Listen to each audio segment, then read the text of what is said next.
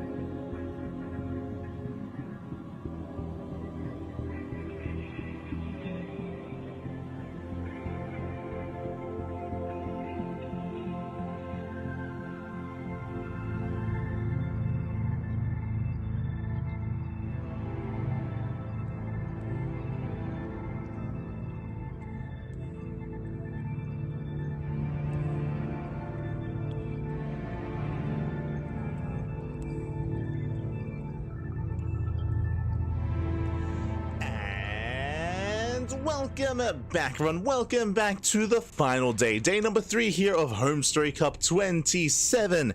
It's been an intense weekend of StarCraft. We've made it here to the final day to crown our HomeStory Cup 27 champion. Let's go, baby, let's go. Exclamation mark, be in the chat if you guys want to have a look at the back yourselves. It was an intense group stage here. We had 4 groups. We have 6 players in each, and only 2 made it through into the playoffs. And now we have our final bracket ready for us. Exclamation mark B as we head on over to check out the bracket ourselves here. We have 8 amazing players. Bam! Oh, there we go. There we go. We have 8 amazing players here, and they are going to be facing off in our double elimination format. Let's go. Double elimination bracket, I should say.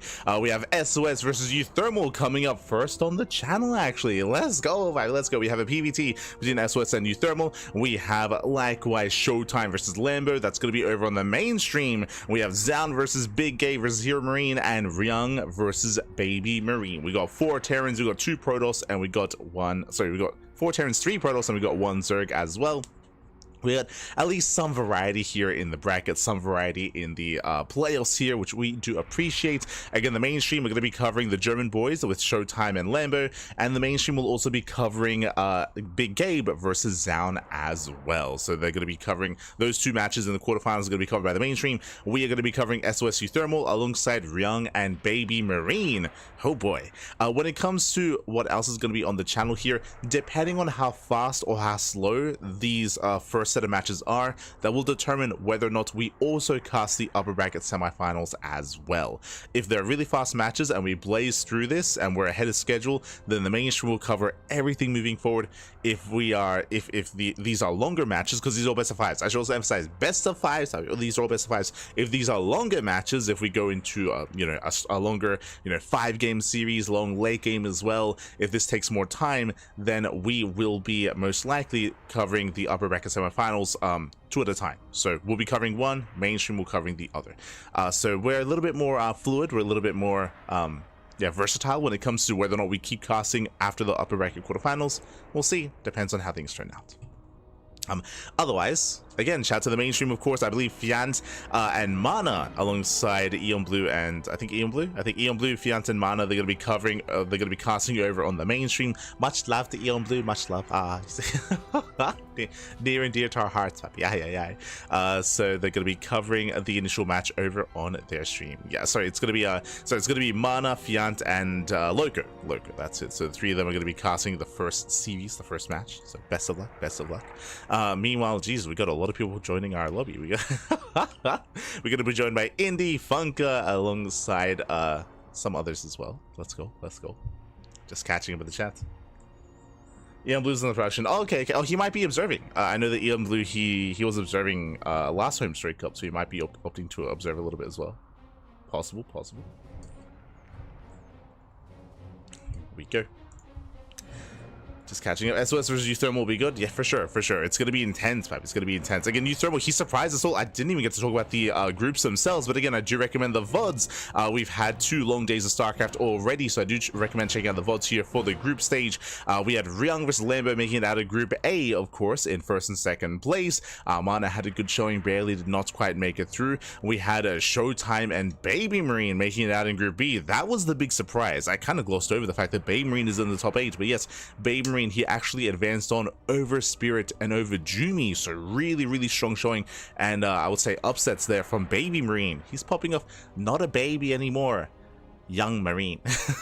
let's go. We got old Yakov and we got young Marine. At ShoWTimE Baby Marine, they make it out of Group B. Group C, we had Zoun and HomeStory. Speaking of upsets, HomeStory also causing some upsets here. Fun fact, HomeStory, he was the number 4 seed of the group. Geralt and the Laser were ahead of him, at least seeding wise, based on their performances, of course, over the past couple of years. So yeah, for HomeStory to bring them down was a very pleasant result, a very surprising result, I should say. That led into this, the fact that HomeStory making it into the top 4, into the top 8. Really impressive play there by HomeStory, does make it through. All that 2v2, it's been paying off, Bappy. It's been paying off. Oh my god. It's really cool to see. And scrolling down, we have SOS and Big Gabe. This was, I would say, I would say that it was I would say that Gabe was favored to make it out in first place. It was a little bit more up in the air as to who would come out in second though. Like SOS, he popped off. He had a really strong showing here in Group D. I would say a little bit surprising that he came out in first place and not Gabe. So really impressive play there by SOS. Again, shout out to Sebestes, HomeStory, Diego, and Chino also making them all work for it as well. Was some close matches. In the end, like, yeah, Gabe and SOS do make it through, and we have our final top 8 players. It's gonna be amazing, gonna be beautiful. As a reminder, again, these are gonna be best of 5s, not best of 3s, so longer matches, longer series at least. But I don't know if I expect longer matches between these two players. SOS, he's not as cheesy as he used to be. I think an example of that, if you're watching him during the group stage, is we saw a lot more greed out of SOS more than anything, and less aggressiveness. Like SOS, he does have a legacy behind him full of cheese and aggression and all-ins, but nowadays he's a little more tame. I will say he's a little more tame, a little bit more reserved. He does have some unique builds, but I wouldn't say as anywhere near as chaotic or cheesy or crazy as they once were back in the day. And again, from what we saw last night, there was just a little more standard play, a little more macro play, a little more economic greed out of SOS, but we'll see how that translates to this series. I would say that Zoun, he was very aggressive, not cheesy, but aggressive. Like Zoun, he was going for a lot of drop play. He was very much so in the face of his opponent as well. I mean, I say not cheesy. He did go Mass Reaper against a laser, true. he did go 2x Reaper, Mass Reaper against a laser, and did tear him apart there. So that's also something that happened. So Zoun, he has been a little bit more spicy in his play, and in general, I do think that nowadays he is a player that does take a little more risks than he used to back when he was a full-time competitive player. There were some people that were asking as well, especially because of Zoun's insane results here, like, yo, Zoun, like, why doesn't he compete anymore, right? Like he's doing really well here in this tournament, surprisingly well. But I mean, he also addressed it himself previously how he prefers not competing anymore. Like right now he's like playing stress-free. Like he's playing stress-free. He doesn't have to worry about like a team or any big expectations or anything like that. Like he can just, like he can just clown around in the games and have some fun and take some names, baby. So a bit of a different vibe, or a much more stress-free environment here for Zoun. And here he's able to thrive a little bit more as a result. He's able to thrive. I remember it was similar with Chance. If you remember Chance, the Korean Protoss, I remember that he retired, went to the military, came back, and he came back to play more as a hobby, and he was getting some really good results. And I remember asking him, he's like, I'm just playing for fun, papi. Like I don't even practice as much as I used to, but like, because he has so much less expectations for himself, there's just so much less stress. There's just so much less stress on Chance, and he was getting better results than when he was grinding and playing full time. So something maybe similar can be applicable to some other players as well, specifically to players that do stress out maybe a little bit more and do put a lot of pressure on themselves, specifically for those kind of players, where if that were the case, again, sometimes a different outlook, a different perspective, a different kind of scenario like this can benefit them at times. Can benefit them. But here we go. We're now getting into our next match. We're getting into our first series of the broadcast. Players are ready, and game 1 is going to be on lane lines. Let's go. Let us go. He's a user man. He's the content man, papi. He's the content man. Let's go.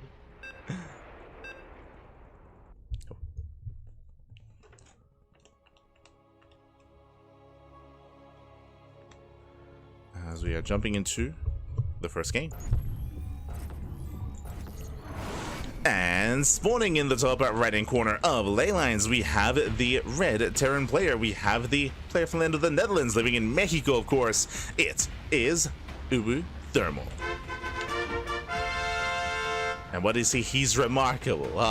Let's go. And spawning in the bottom right corner, we have the South Korean Protoss player. We have the blue Protoss representing Streamer Zone. It is SOS. And if you're in the chat, you know what time it is. It is Gamba time. Predictions are now open. Place your bets on who you think will claim the series. Best of luck in the chat as we jump into our TVP. Here we go.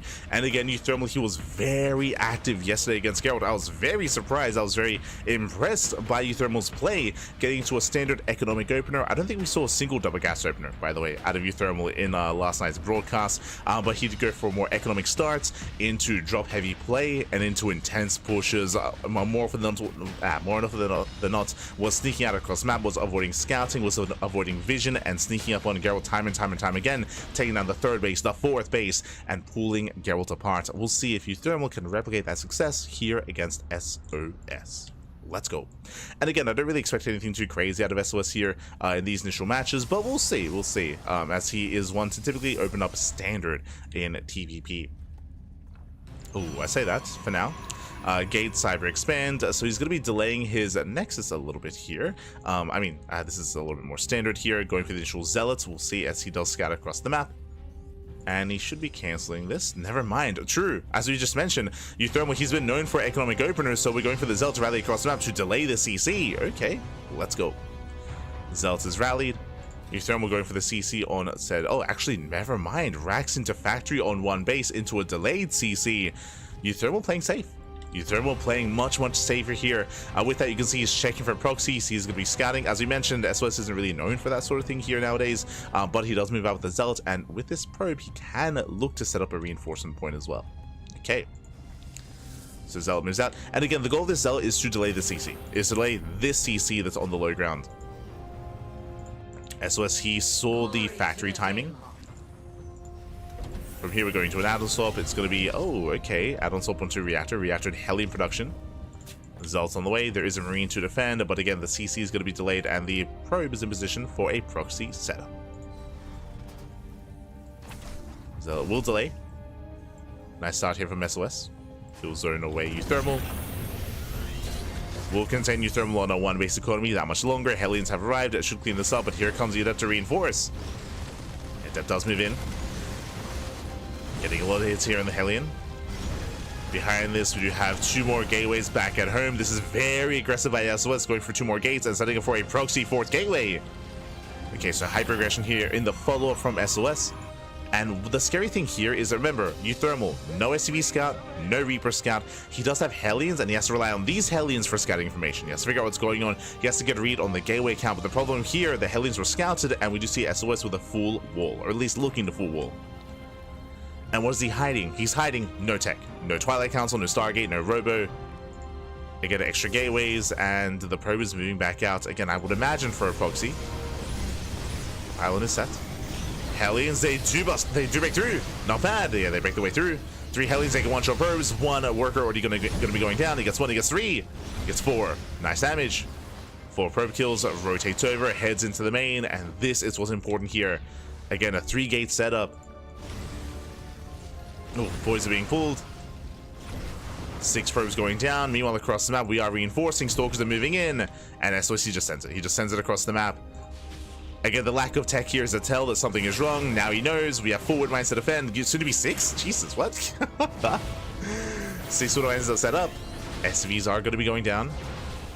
So far, nice connection. Remember, there's no blink. So shot goes off, takes down one of the stalkers.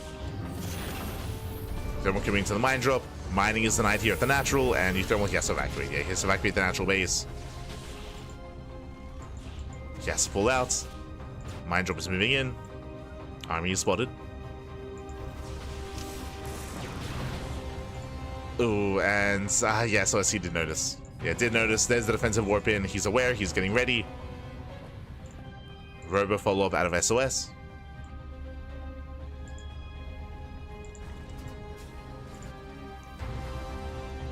And HomeStory is still going for it. Still going for the dive. Boost into the mineral line. The army's in position. Wouldn't mind they attempt to borrow. Oh, probes are stacking up. Oh my god, massive connections. Yeah, with that, SOS he does not react in time, does not pull away, does not split. So more importantly, that's going to be 9 probe kills. And now we're in a weird game state where we have HomeStory on a 1 base economy, but he has a higher SCV count. SOS, he has to rebuild. He has to remax. He has a ways away to catch up. From here, going to 2 base Colossus, going for the Bay. Meanwhile, HomeStory, he has to retake control of his own natural. He has to retake control. Oh no! Medevac does boost away. Tank is in position, and HomeStory can now expand. And remember, there's no real threat to HomeStory's tank here, or there's no dive potential because there's no blink. Remember, there's no blink, there's no Twilight Council. Like, this is a vanilla gateway army. So it takes that much more to try to break this position, especially with 2 tanks. Like, SOS, he should not be able to break this. Just containing. Just trying to contain, I should say. So Euthermal, he's safe. Euthermal is safe. Observer goes into the main, gets eyes on the setup, ensuring that there is no Cloak Banshee. So no Tech Lab, no Cloak. Euthermal, yeah, he spots the Observer. No! Ah, it does get away. Barely does slip away here. And Brutal Scan. Ooh, Liberator runs into the army. And mispathing there from Euthermal. Now, as Euthermal regains control of his natural, I will say that this is a better economic position here for Euthermal. The downside, or the scary thing here, is SOS going into a 2-base all-in. Does he expand? Right now, he's building up Colossus on 2 bases. He should be taking a third. He should be expanding, he should be taking a 3rd base from here as he contains his opponents, but we'll see. It's up to SOS. Like, it's been a very quirky start here to Game 1.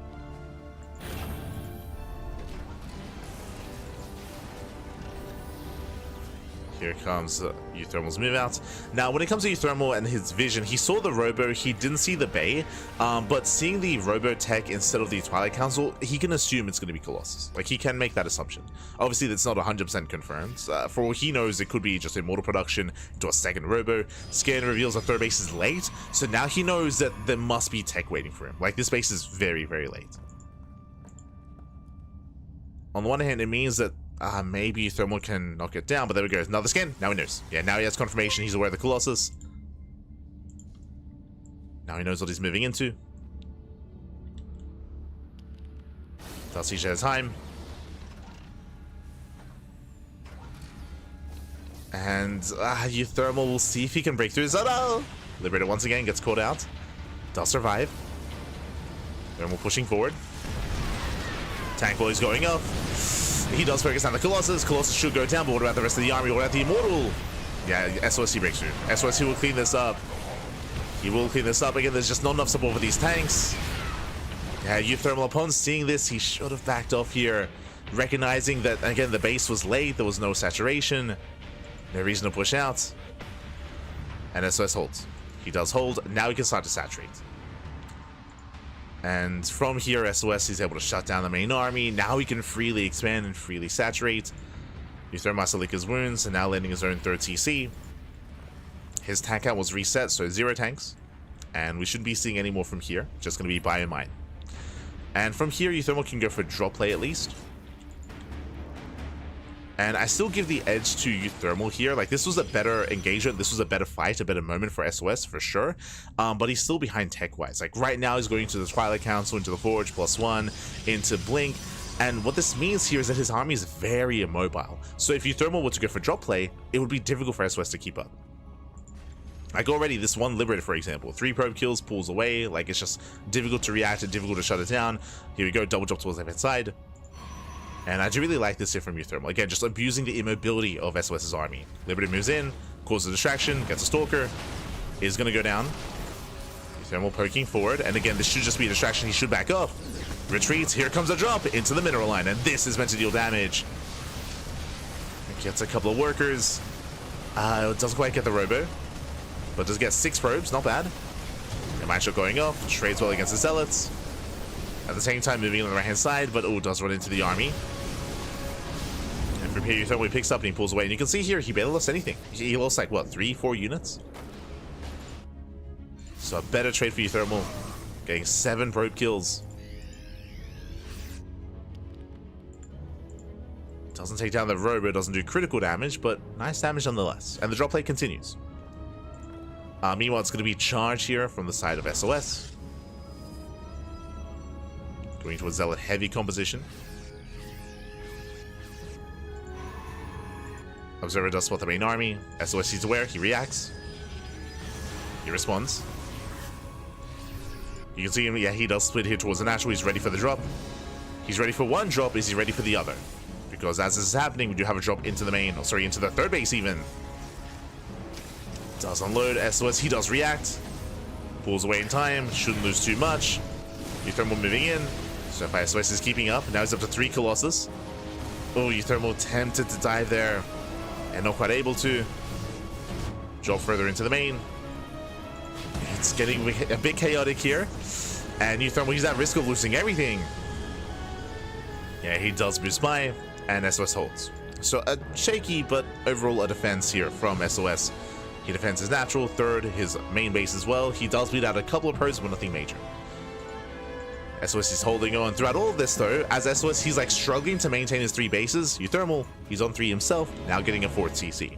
Now when it comes to the economy in this matchup, it's important to bear in mind that typically the Protoss player wants to be up in expansion to be even with the Terran, just because of how mules work, just because of how the economy works. But alas, here we're even on bases. This does give HomeStory a big edge. That's why HomeStory has a massive lead here in terms of supply, because he has the greater economy. Now dropping back in. Like SOS, he's yet to stabilize. He needs his 4th base up and running as he tries to expand, drop into the main, going for the tech. Going for the expansion even? Yeah, going for the Nexus. Bold move. Nexus does go down. At the same time, diving in the Colossus. Colossus falls as well. And again, SOS's army, it's still immobile. Still in the same predicament here. He will clean this up though, and again, HomeStory did overextend a little, or overstay his welcome a little bit. Bleeds out a decent chunk of supply. But overall, remember, he got a Colossus, he got an expansion. Remember, the economy is already stifled here for SOS, and he's still struggling to keep up. Like, the economy is still in the gutter here for the Protoss, and he's still stuck at home. And the drop play continues. And even if at times we see HomeStory like trading a little bit inefficiently, it's okay. Like, he can afford it. He can afford to be inefficient. He is now taking a 4th expansion.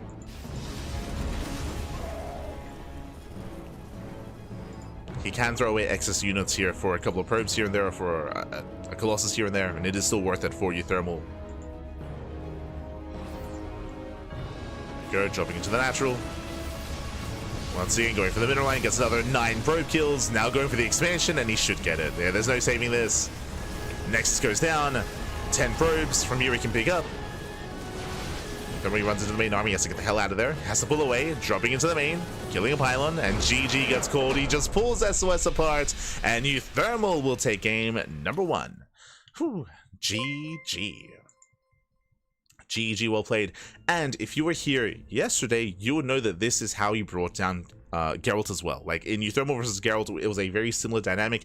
I say similar because Geralt, he did have a more mobile army compared to SOS, but Mark, HomeStory, who was doing such a great job at just going for all these counterattacks, drops, distracting the main army, finding damage elsewhere. Instead, in his series, he was finding damage with Banshees, and with drop play as well. Here with mine drops, with other drops as well, with Marines, with Marauders, just pulling SOS apart. It also didn't help the build that SOS went for. Winding it back a little bit here, SOS, remember, what did he go for? He opened up 3-gate. He went for a 3-gate opener with hyper aggression with a vanilla gateway army. Then he followed that up with a Robo into Bay, into Colossus, into a delayed 3rd. But none of that is really ideal when it comes to keeping up with drop play. There was no Stargate, no Phoenixes, there was no Twilight Council, there was never any Blink Stalkers either. So that's why this drop play is even more difficult to keep up with from the side of SOS, because of just the immobility of the army that he had for the entirety of the game. GG. GG, well played. Let's go as we're getting into game number 2, and we'll see if this trend continues. We'll see how SOS does adapt as we're getting into the second game of the series. Here we go. Also, in the chat, a big shout out to Jay Paralyze. Pappy God. Thank you so much for subscribing for 4 months with Twitch Prime. Thank you, Pappy. Thank you. Thank you so much for the support. I hope you enjoy the content, Pappy. Hope you enjoy. Thank you so much for the support. As always, Pappy. As always. Thank you.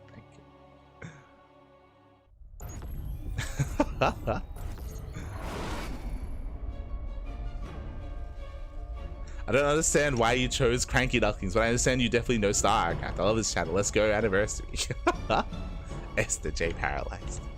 But here we go. We're getting into our next game, and spawning in the top left-hand corner of Pylon, we have the red Terran player, the red Terran player himself. We have the player from the Netherlands leading the series 1-0 in this best of 5 upper bracket quarterfinals match. It is HomeStory. And what is he? He's remarkable, guys, remarkable. And spawning in the bottom right-hand corner, we have the South Korean Protoss player. We have the blue Protoss representing Streamer Zone. It is SOS.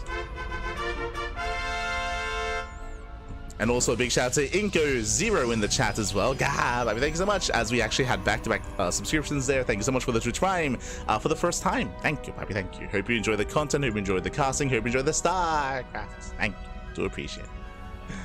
As we're getting into game number 2.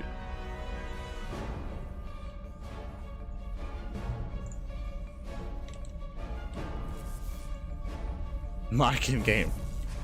Ban Kai. Oh no. Let's go. Let's go.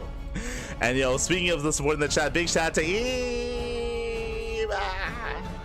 Eva. God, thank you so much. Thank you so much for the raid. Hope you had a great stream. Hope you had a great ladder session. Hope you had a great time. And congratulations for, I believe, getting affiliate, if I'm not mistaken. But regardless, thank you so much for the support. And welcome one and all to HomeStory Cup 27. Welcome to the upper bracket quarterfinals. We are here, the CranKy Ducklings. As always, we are the B stream. I think we've been the B stream for HomeStory Cup for the past, like, 3 years, or I'd say 3 years, for the past like 3 or 4 editions of HomeStory Cup. But thank you so much for the raid as we're settling in. And once again, a very safe opener here by HomeStory. I say safe opener. It was a Rax into factory into a delayed CC on the low ground off of 1 gas geyser. So the same opener 2 games in a row out of HomeStory. Meanwhile, we do have SOS going for his own standard opener as well. Gate, Cyber, Expand. This time SOS, he does not go for the early Zealot. This time he's going for an Adept, and the probe is still out on the map though. We'll keep an eye on SOS. Here we go. So far it's just same build out of HomeStory, add-on swap into Hellion, so the exact same opener 2 games in a row. SOS, he is the one that's mixing it up here. Overall, it's his standard opener back at home, but this time he doesn't go for the early Zealot. He moves out with 1, soon to be 2 Adepts to try to wreak some havoc, and he is going for a Robo opener. Okay, now bear this in mind. Last game, it was Robo was the tech of choice in game 1. That is true, but it wasn't a Robo opener. It was a 3-gate opener. This time, much faster Robo out of SOS. From here, we can go into early Immortals. We can go for an early Warp Prism. We can even rush into an early Bay, into early Colossus.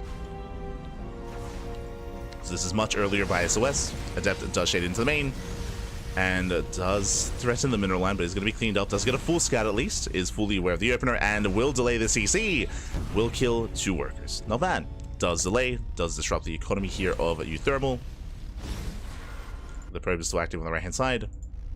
Hellions do move out. More importantly, SOS, he does see the massive amount of Hellions coming his way, and SOS, he should try to wall up here. Alas, his SimCity is not really ideal, and we'll see if he can deny the scouts. We'll see if he can deny the dive. Yeah, we're just going in. We're just setting it. The Adept is going to go down. 3 Hellions, they can one-shot workers. They can, and they will. They bust into the mineral lines. So far, they're lining up. Oh my god, 3 probe kills. 3 workers go down. Does scout the Robo. Very important. He's aware. He's aware of the tech. He's aware of the opener. Oh my god, 2 Hellions, they can 2-shot. Jesus. They can. 6 probes going down. This isn't critical damage, but solid damage nonetheless. 6 worker kills for 3 Hellions. And Adept also went down, and a full scout of the main. Now once again, with this, now HomeStory knows, okay, no Twilight Council, he doesn't have to worry about Blink, right? There's no Blink aggressively or defensively across the map, so he can freely drop. He can drop to his heart's content. With this, as we mentioned, this does allow for an earlier Bay, for earlier Colossus. We do have an Immortal on the way, but oh, we are supply blocked. Yeah, brutal supply block there from SOS. Hellion checking with a 3rd base. So far, there's no 3rd expansion. Stalkers are distracted, but the Observer does get eyes on the drop. Ooh, and the medevac is going to be zoned away. Okay, zoned back. I don't think we needed to unload, unfortunately. Remember, there was no blink. So we'll lose one of those Widow Mines.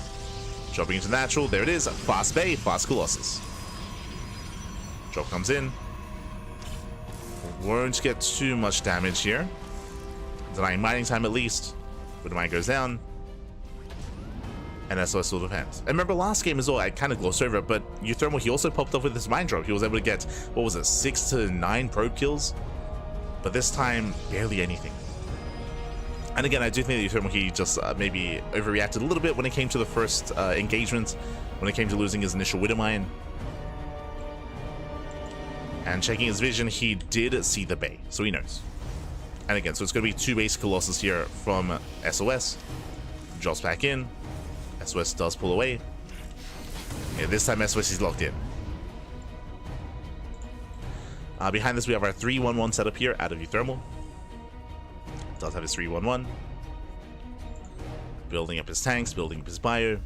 This time, I will say that SOS, he has had a bit of a better early game. I say bit, he still lost 7 probes, right? Like, he still lost some workers, but compared to last game, he's in a better position here.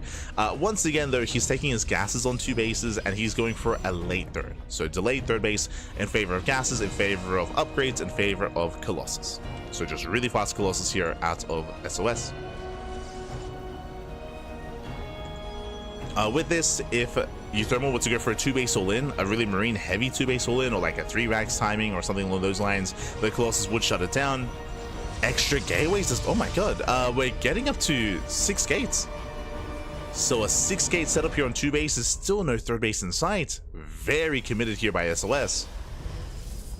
He does not expand. And HomeStory doesn't know. Like, for all HomeStory knows, there could be a third, right? There could be a third on the way here, there could be a third on the way here. This drop will give him a little bit more information as to what exactly is going on.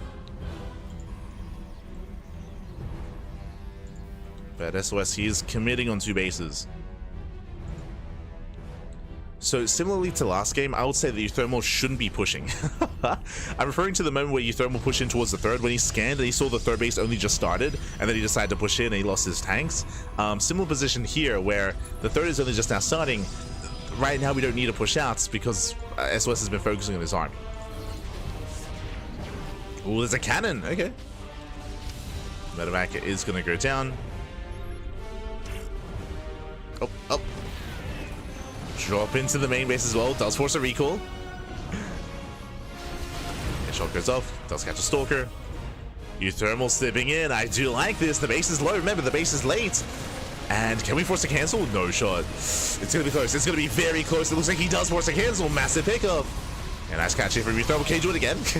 Not quite. Gets 1. Gets 2 sentries as well. The value here is real for HomeStory. Very nice damage. Takes down 2 sentries, pulls away, and again he does punish how late this base was. And again, he achieved what he couldn't last game with only a handful of units instead of just the main push, right? Like, he just chills back at home with his main army. Got a lot done with a single drop. Still has a double drop here behind the base. And once again, we see SOS going into... Oh, are we stuck? That should be okay, I believe. Yeah, he's just in position to defend against the drop. But behind this is going into charge. Still no blink, is what I was getting at. So once again, his anti-air is going to be quite limited. But in a head-on fight, that's where SOS can thrive a little bit more. Behind this, HomeStory, he's already on a 3-base saturation. SOS he doesn't even have a third because of the cancel and because of how late it was. So HomeStory has a booming economy. Now we see HomeStory moving in. He does go for the dive. Ooh. Thinks about it. Pokes in, pulls away. And again, there's no rush. Like, honestly, right now, there's like HomeStory, he's in a really good position here. There's no rush. He can just calm down, get a 4th CC, build up on 3 bases, and be the first to max out. Right now, it's on SOS to defend. To just defend as best he can on 3 bases and eventually get a 4th. With 3 Colossus, I do like his chances in a head-on fight. Yeah, speaking of. But here comes the drop play. Let's go. This is where drops can excel. Gets spotted by the Zonaga. SOS, he's aware. And you can see he rotates over towards the main. But SOS, he's spreading himself thin. You have 2 Colossus in the main base. We have the main army here towards the 4th. The 3rd base is exposed. Then when he runs into the main army. Has to pull away, dropping into the main. But again, SOS, he's in position. It's the 3rd base which is vulnerable, but even then, warping in just in case. SOS does warp in. Thermal dives into the main. Colossus are ready. And with that, he should be able to defend. I say that Colossus taking a lot of hits. Can he get it? Not quite. Yeah, not quite. HomeStory, he has to pick up, has to get the hell out of here. Yeah, the drop wasn't too successful. SOS is holding. A better trade for SOS. Again, these Colossus just got so much damage in the back line. So a really good read here from SOS. Likewise, he's here at the natural. Is in position. So SOS just solid reads here on HomeStory. This time he's where he needs to be. It's the 4th base which is exposed, but that's not what HomeStory hit. 3rd base as well. SOS is just focus on the natural and main defense.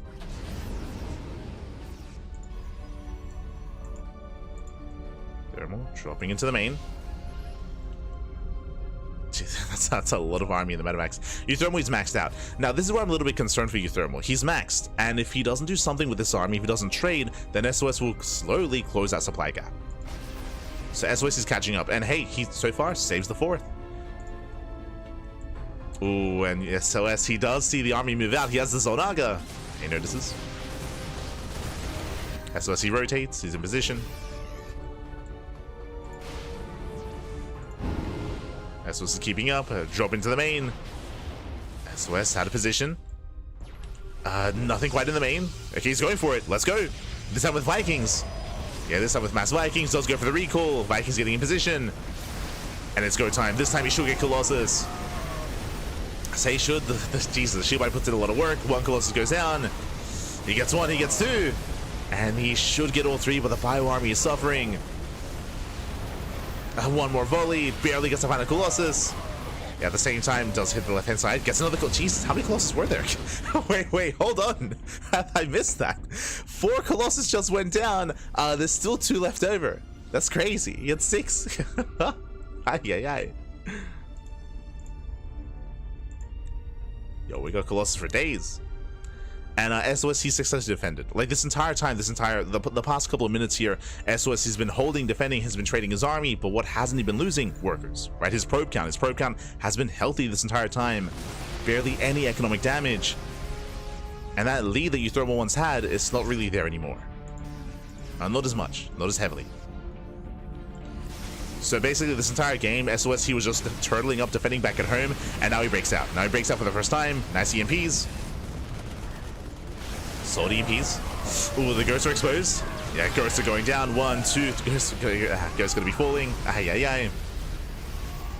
At the same time, Zelaram on the left hand side. 6, 7 SCVs gonna be going down. And you can see how the momentum has swung. Now that SOS has kind of reached his final form, he's got +3 upgrades. He has a comparable army size. Now he can start being active on the map.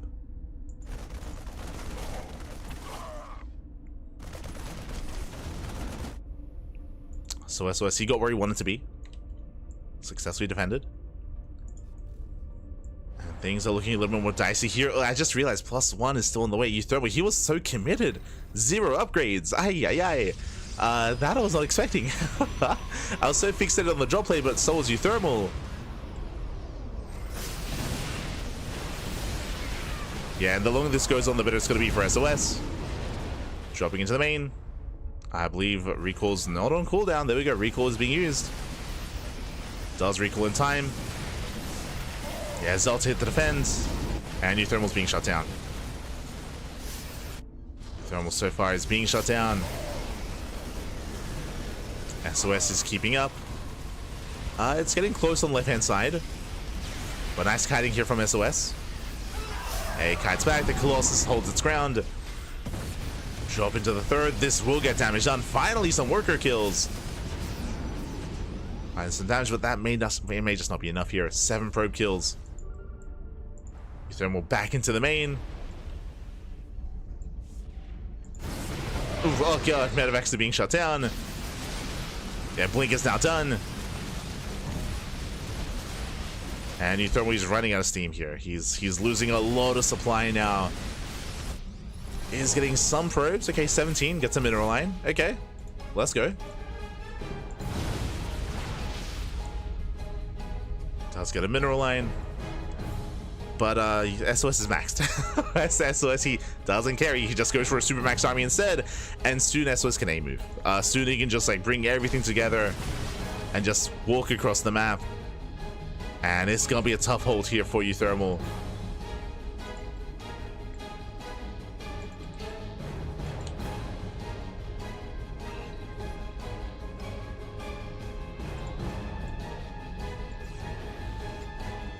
And speaking of, here it comes. here comes the main army.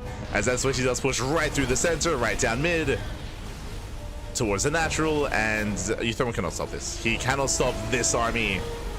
It's how many? It's 5 Colossus. Mass Zealot, he's walking in. UThermal, the best chance is base trade. Yeah, he's just going for the base trade, dropping into the main base, dropping it towards the left-hand side, dropping towards the 5th. It's the best chance UThermal has. Even then, it's looking dire. It's looking dire here for UThermal. Does get a Colossus. We can see SOS, he does not go into the main, so he's going for the fringe bases. Takes out the natural, going for the 4th, going for top right. And remember, SOS, he can always recall. He can always recall back home if need be. He doesn't chase top right. Okay, he's not aware. Not aware of the expansion. Next is going to be going down. As you told me, he has to get the hell out of here. He cannot lose this army. Ooh, yeah, he's getting caught out. That's going to be 2 ghosts falling. And everything else as well. Yeah, big loss here for UThermal. Bleeds out half of his supply. And again, like in a head-on fight, UThermal just cannot fight SOS. He has to boost away. SOS chasing him down. UThermal, he has 1 mining base top right. Meanwhile, SOS, he has bottom left. He has central left. He has more expansions.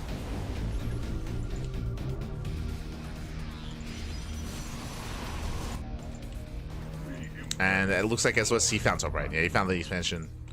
He's where the planetary. And again, UThermal, he definitely had a lot of potential. He had a lot of potential, and there was definitely a lot of opportunities in the first half of the game. But you saw, like, UThermal, he did lose a lot of his drops, and it just wasn't quite worth it.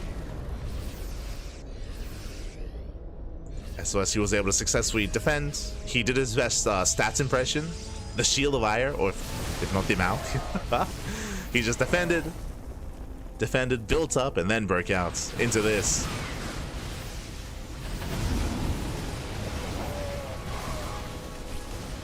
Catching up the army. And again, this exemplifies what we were trying to say at the start of the series as we were getting into this, is that SOS, he's not like the crazy cheesy player that he once was. He's been, at least from what we've seen, a lot more of a greedy player. Not this series though. He's just been very safe. At times to a fault.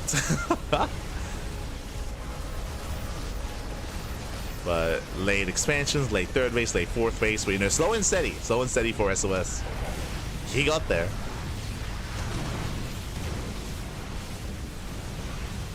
As he breaks into the main. And again, never base trade a Protoss, because we can do this. We can just recall. SOS, he recalls back. UThermal GG gets called, and SOS, he will type the series 1-1. We're tied up. Let's go. We have a back and forth. Here we go. We have our back and forth here. We do have a series. Again, UThermal, he was so committed to his drop play, but this time he was unable to do enough damage. He was unable to do critical damage. We saw that SOS, he did a great job at keeping up with the rotations. And more importantly, it took a while for UThermal to deal with the Xel'Naga towers. Both Xel'Naga towers were in control of SOS. He had the observers in position as well. And again, this time just did a much better job at keeping up, at rotating, and at shutting down the drop play of UThermal, even without Blink. Even without it, he was ready, he was in position, and he was able to successfully defend. GG. GG well played. With that, SOS, he did snowball out of control, and now we're getting into game number 3. And we'll see if this style, if we can make this style continue to work here from UThermal, and we'll see if either player adjusts. Do we keep seeing drop play out of UThermal? Do we keep seeing this more defensive turtle style out of SOS? We're here to find out. We're here to find out. So we're getting into game 3. Here we go.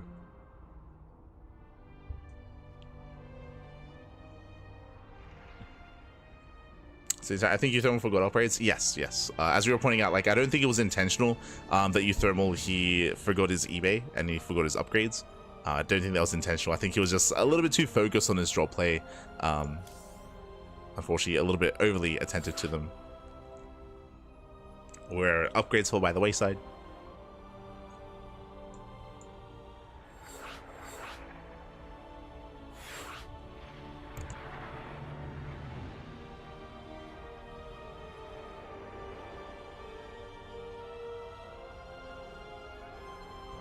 Here we go. Yeah, getting into tokamak.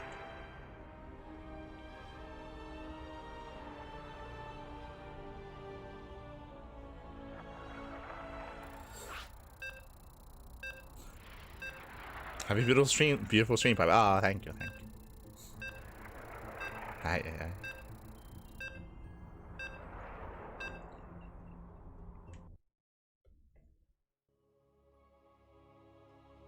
Plays pretty well while drunk. The players, they are not drunk at the moment, no.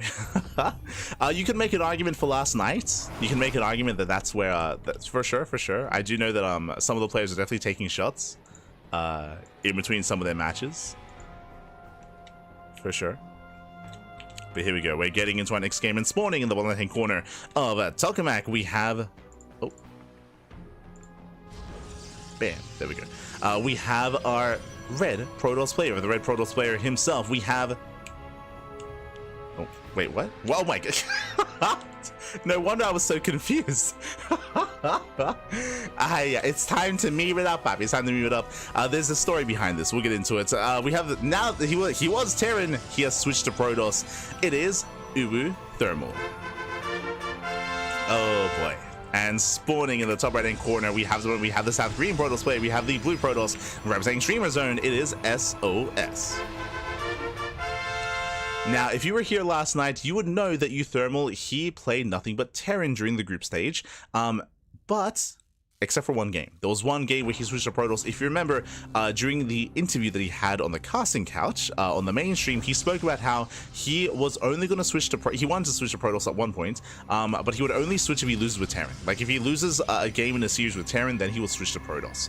And that did happen last night in the group stage, and it's happening here as well. So he will lose game 2 as Terran, so now he switches to Protoss. Oh boy. And what I will say, if you were watching Uthermal versus Zoun last night, Uthermal, he was looking pretty good against Zoun. Like, he was even ahead. He was ahead at multiple points of that game. If you missed it, I recommend the VODs. We were lucky enough to cast Uthermal versus Zoun. But yeah, Uthermal, he was actually looking really good against Zoun. Zoun won the series, but Uthermal, he did not look bad at all against him with his Protoss. So, mate, if Uthermal can take it to Zoun, he can take it to SOS. For sure. Let's go. As Uthermal, he's setting up a proxy pylon towards the left-hand side. Does go for an economic opener, so Gate Cyber Expand out of Uthermal, but going for the proxy. Meanwhile, SOS likewise are doing the same thing. So we do have another economic opener here out of SOS. SOS setting up his own proxy pylon. Faster Nexus for Uthermal. SOS is a little bit delayed, as I believe SOS, he went for the faster Cyber Core. And we'll see what we proxy. Are we both going proxy Stargate? Is that what's happening? Oh no, 2 gate. Okay, 3 gates back at home and a proxy. I would imagine 4th gateway across the map. There's going to be a 2-base 4 gate all in. Meanwhile, SOS going for a proxy Stargate for economic damage. Let's go. Let us go. So Uthermal's going for an all in. Basically, this natural, it's almost like a fake natural base. It's meant to look normal. It's meant to look standard, but it's anything but. If the depth does get in, that should not have happened. SOS gets a full scout of the main. He does see the gateway explosion. That's a massive tell. Again, there shouldn't be this many gateways this early on. SOS, he knows something's wrong. He knows that something is wrong, but this Stargate won't help in the defense. Not initially. Remember, this Stargate is built for an Oracle to get economic damage in the main. Boys are being pulled. Probes are going down. Uthermal taking some hits. Taking some damage. Here comes the Oracle. And what's scary here is that on the one hand, yes, Uthermal, he's all in, but because he's all in, that's why his economy is even more important, because it's so limited, right? He barely has any probes to begin with. He finds it. No shot. He finds the proxy, and it looks like he will not deny the Oracle. The Oracle will barely pop out in time. That was very close. The Oracle does pop out, making its way towards the main. Uthermal, he has one Stalker in position to defend. And it's go time. He's sending everything across the map. We have a shield battery on the way. We have a sentry. We have 2 Stalkers. Can Uthermal break through? Can he break SOS? SOS into the main. Probes are going down. Again, it was only 1 Stalker to defend. It's going to be 4 probe kills. Pylon under fire. He will depower the shield battery. Shield battery is depowered. Now, pushing up this ramp is going to be difficult, but he can take over the natural. Oh, that's going to be 10 probes. Oh, that Oracle gets 10 worker kills across the map. Uthermal's economy is crippled, but he should kill this base. Again, there's no way for SOS to move down this ramp. If he tries to, bam, force field. You just force field the ramp and you just lock him down. So this base, it's gone. So Mark, very nicely done. He does kill a base for free. Does kill the expansion. SOS, he's stuck in his main. And Thermal, he can probe. He can get ahead. He can get ahead. He can take a lead. I'd have to say thread in the shade. Doesn't commit. Ready for the force field. Up, up. Oh my god. Does miss it. Does miss the force field. There was potential there. Ooh, one base going into DTs. I mean, hey, when behind, Dark Shrine. Oh. Able to force field. Adepts, they do threaten another shade. And SOS, who will eventually break out. Adepts, they commit. Uh-oh. And back at home, Thermal, he's vulnerable. Now, what's scary about DTs, as Thermal, does he notice? Does he see what he saw? Does he see what he saw, Pat? Yeah. Did he notice the Dark Shrine? That was only for a second. Only for a second. For all he knows, that could be a pylon. And so far, zero detection. Zero detection. DTs, they can end the game. Yeah, probes are going down. 6 worker kills already. Thermal, he is hurting. He has a base, but he has no economy. And zero detection. There's no robo. There's no robo. There's no Stargates. As we mentioned, the hallucination saw a glimpse of that building, but I don't think he clicked on it. And again, at a glance, it looks like a pylon. Oh boy. So with that, we have a delayed hallucination scouts from Thermal. Dark Shrine is now done. But Thermal, he'll see this doesn't matter though. Because Dark Templar, they're warping in. There we go, now he confirms, and what can he do? What can Thermal do? Robo just now begins. So Robo's on the way. He can force field the ramp, true. He can at least force field. The big brain play is if SOS tried to target down the sentry. If he killed the sentry. DT's waddling up the ramp. Do we force field in time? No, he doesn't notice. He does not notice. Okay, okay, he does. Does towards the end. Sentry goes down. DT's wreaking havoc. DT's defend back at home. And remember, zero detection for Thermal. Cybercore's under fire. Probes are being targeted. And this is going to be critical damage. The Robo just now finished. You can see how long it takes to make the Robo, then to make the Observer. Cybercore goes down. Mining is denied. That's why he's waddling in. You can just go for the sentries, to be honest. But it's going to be cleaned up. Oh, nice blink control. Now, as it all settles here, SOS, he does have 36 workers. He's up 8 probes compared to his opponent, so SOS does have the greater economy. Likewise, he has the greater tech as well. We have Blink that is... actually, Blink is done for Thermal. Blink is still on the way for SOS, so he's catching up when it comes to tech. Immortal production has already begun here for SOS, so he's going to be up in tanks. Sorry, say tanks, up in Immortals. The tank of the Protoss army. And I do prefer SOS's position here. Thermal does have the larger Stalker count currently. Oh, he fans out. Hello. Does fan out. Prism's looking for a way in.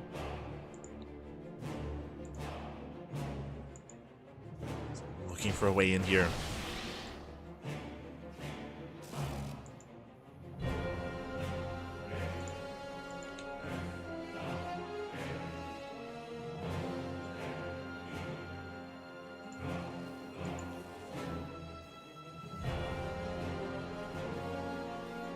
He is getting a faster third, so this is his way to recover. To recover economically is to rush into a third base. SOS, he's staying on 2. Hallucinations do confirm, so Thermal, he knows. And we have 2 more gates. Yeah, 2 more gates on the way. This does look like a 2-base all-in out of SOS. Waiting for a third Immortal, then a Warp Prism, and then it's go time. I should say, I mean, the Prism's already out. Prism's already out.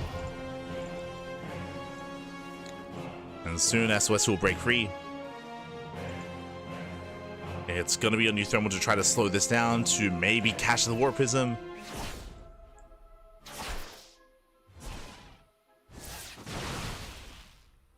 Oh.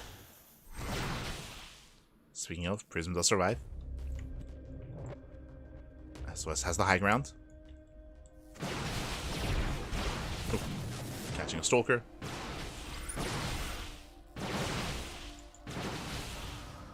And UThermal has to be so wary, so careful here.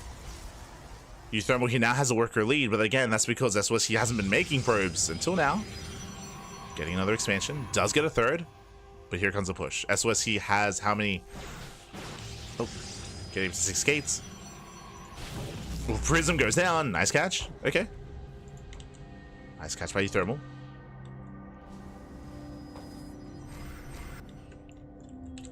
Behind this is UThermal. He has basically a mass Stalker army. Has a couple of force fields. And he's going to catch out the Immortals. He gets 1. He gets 1. Gets 2. Going to get all 3. Yeah, nice catch here from UThermal. Snipes all 3 Immortals. And that was the backbone of SOS's army. That's all he had. He has to back up. Has to get the hell out of here. Does kite back. Kites well. Takes on the Zealots. Oh, bleeds out a lot of Stalkers.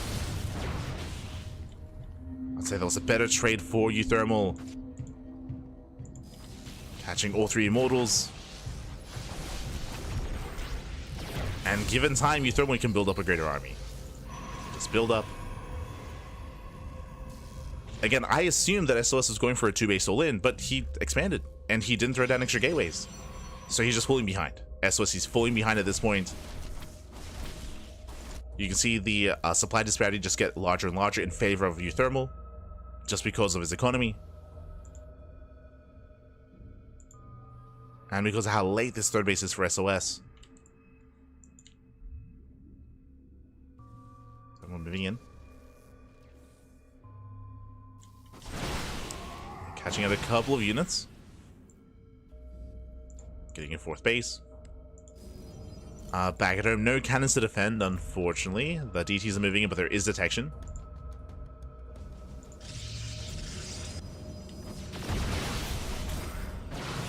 And we're poking forward.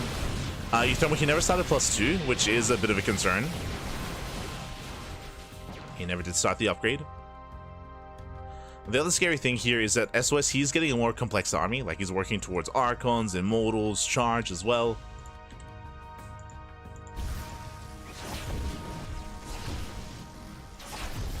Oh, that's going to be 12 probe kills. This 1 DT, Jesus. I say 1, the 2 DTs. Yeah, they're just wreaking havoc here. Despite the Observer damage is being done, UThermal just getting pulled apart. The 4th base is going to be denied. UThermal out of position.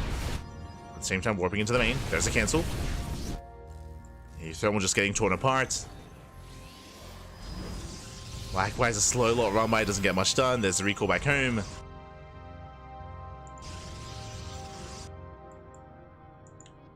UThermal, he had potential, but just like the last game with his Terran, never started +2. That just now starting it.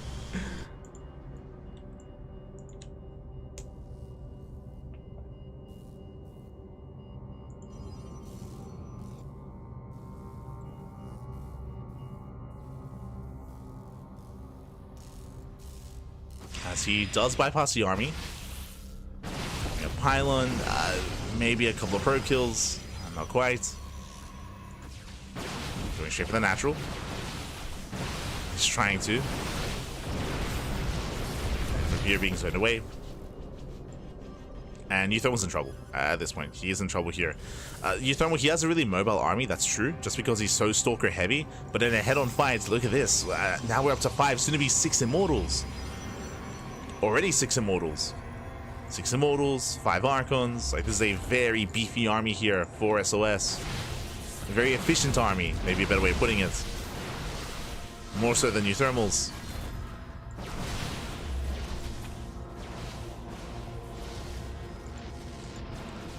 And I guess in a way, similar to the previous game as well, like SOS, he's just been, his goal here is to just turtle to defend until he builds up this superior army. Prism goes down, warp it into the main. Gets a pylon. Gets some damage.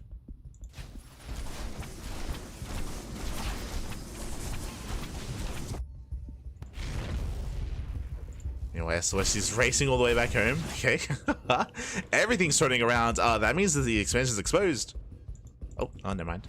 Does respond. Does turn back around. Again, he's got his 6 Immortals. Just bullying back UThermal. Thermal pulls away. DTs are waddling in. He's got his own, but there are cannons. Cannons, they buy some time. DTs, they still bust in.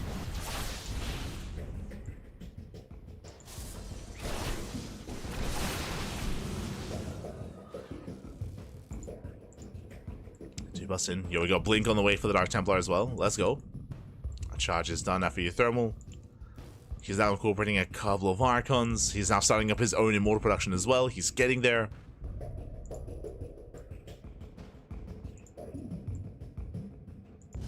And I just love how active Uthermal's being here. And he needs to be, right? He needs to be active. He needs to rotate.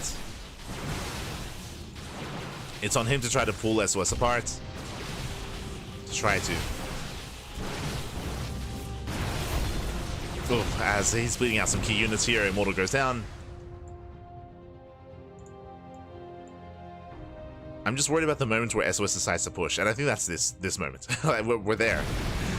We've made it. Yeah, he's pushing, and I don't think he can be stopped, I'll be honest. SOS, he breaks out, knocks down the expansion. Thermal coming in from behind.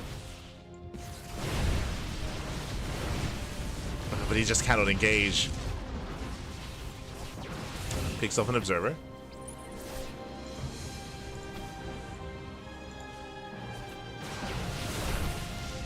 And again, SOS, if he wanted to, he could just move in. Like he's playing very safely here, very carefully. He kills the fourth and then pulls away. Kills the fourth, then backs off. Which, to be fair, is technically the correct thing to do. Just maintain your lead.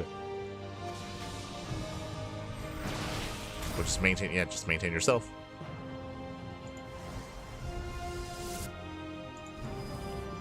Thermal long distance mining. So Thermal has a massive probe count. SOS has the army. And we are going for the base trade. Let's go. And again, I think this is the best option here, the best opportunity that Uthermal has. Hey, just like on Pylon, just like the last game. Like, this is the best chance that Uthermal has to try to win this. Going for the base trade. Let's go. SOS does hit the fourth. Uthermal going straight for the natural, straight for the main. And again, Uthermal's army should be faster. True. Should be faster. DTs, they knock down another expansion. Probes, they try to escape. And some workers will attempt to get away. Uthermal, he can afford a Nexus. But the probes, will they survive? Down to 4. Down to 4. Down to 2. 2 probes left. Down to 1. Oh my god. One probe survives. Start the base. Oh my god. Throw it down somewhere. As SOS, he doesn't go into the main. He could, if he wanted to. Never mind. He could go into the main. He turns back around. And he's going to defend. Oh my god. We have a wall of cannons here. SOS, he's ready. Looking to sandwich the army. Collapsing on Uthermal. Uthermal has to get the hell out of here. He's going to be forced to take the fight. And the Immortals, they have arrived.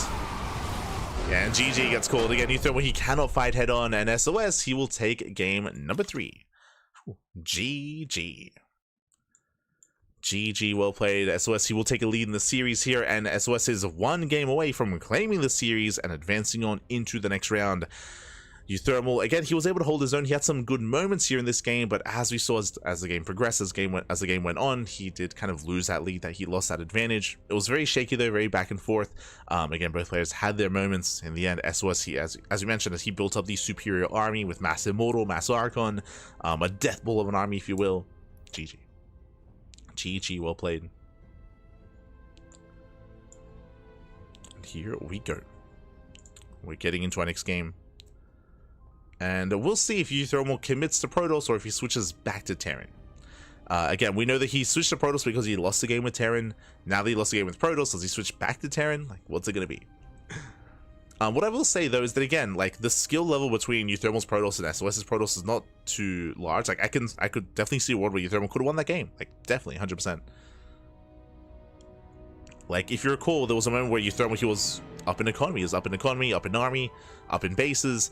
That was the moment though when DTs got into the expansions, and I want to say 17 pros went down. It was 17 worker kills, and at the same time SOS came in on the right hand side and he did force a cancel on the 4th of Euthermal. I think he even killed the 4th base.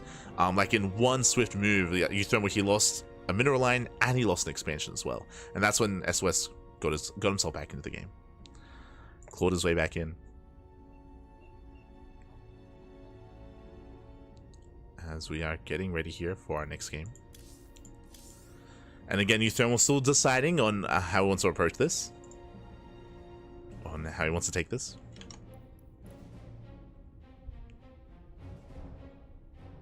Maybe Zerg cap. Euthermal, he did mention yesterday in the interview, of course. He said that in the lead up to this tournament, he was practicing. He was doing customs, he was laddering, but he was specifically practicing his Terran and his Protoss. And he was actually playing more ladder games with his Protoss than with his Terran, which is interesting to say the least. He was practicing a lot of Protoss in preparation for this tournament. Unfortunately, he didn't say anything about Zerg, unfortunately. And speaking of, we have confirmation. Okay, our next game is going to be on Persephone, and it looks like Euthermal, he is picking Protoss. We'll see if he does commit to that or if he does switch out. Our eyes are on Euthermal. Oh. Are we switching back to Terran? What's it going to be?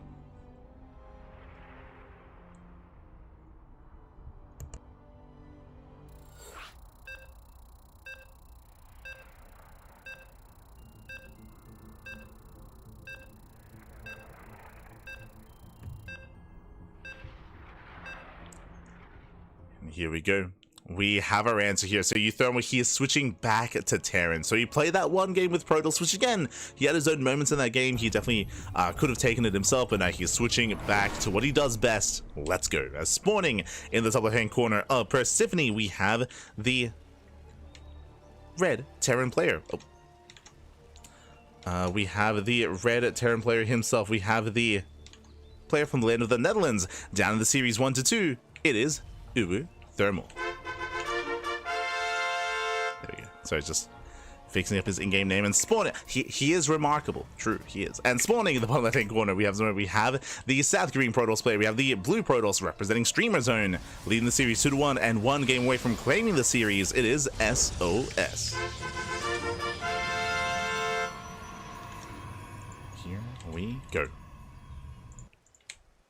And again, really impressive Protoss play there by Euthermal in the last game. Again, like there were definitely moments where he was ahead and he had a lead against SOS for sure. The pressure was on SOS to recover and to try to bounce back, and he was able to. Again, shout out to the Dark Templar. They were a big part of that game for both players. Now we're settling back into a PvT. From here, once again, Rax expands, economic overrun. Sorry, I keep saying Rax expand. Every game so far, it's been Rax into factory, into a delayed CC, into reactor Hellion. But this time, it's going to be a CC before factory. Yeah, this time, economic opener. Okay. Or did I speak too soon?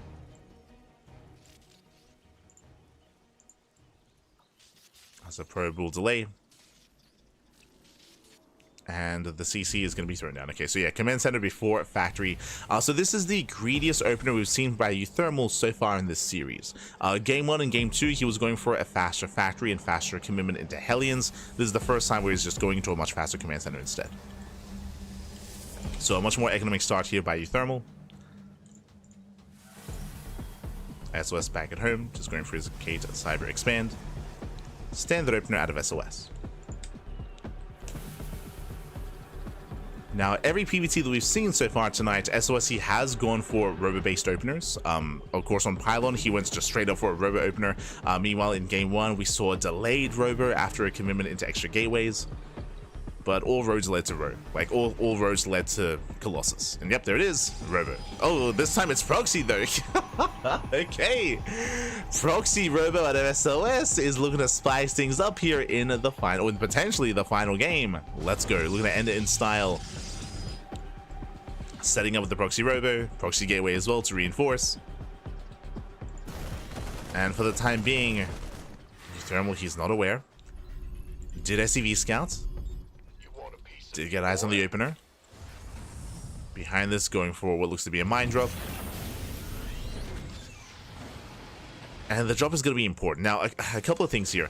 Unfortunately, this time, once again, no Reaper. There's no Reaper. There's also no Hellion. So this means that the follow-up scout is going to be delayed. Because there's no Reaper scout, there's no Hellion scout either. It's going to be a Widowmine scout instead. Like, from Euthermal, he's going to be relying on the drop here to get scouting information. So he doesn't know that tech is missing. He doesn't know that there's a proxy. And by the time he does, it may be too late. Just because of the chosen build here from Euthermal, it's just a much later scout. Oh, but he's checking. He's playing safe. He does check it. He does find the proxy. Let's go. Does find it. Is now aware. Ooh, the Immortal has arrived. And back at home, we have more bunkers on the way. There's now more bunkers. I'm loving the Viking here as well. In case there was to be a prism with this, we can see there isn't. It's just straight up Immortal. So that Viking's going to have limited uses. As there is no War Prism, at least not yet. Widowmines are set. Shields are triggered. Shield wires, they shut down 2 of those Marines. Tank is on the way, and the depot will fall. Takes down the depot.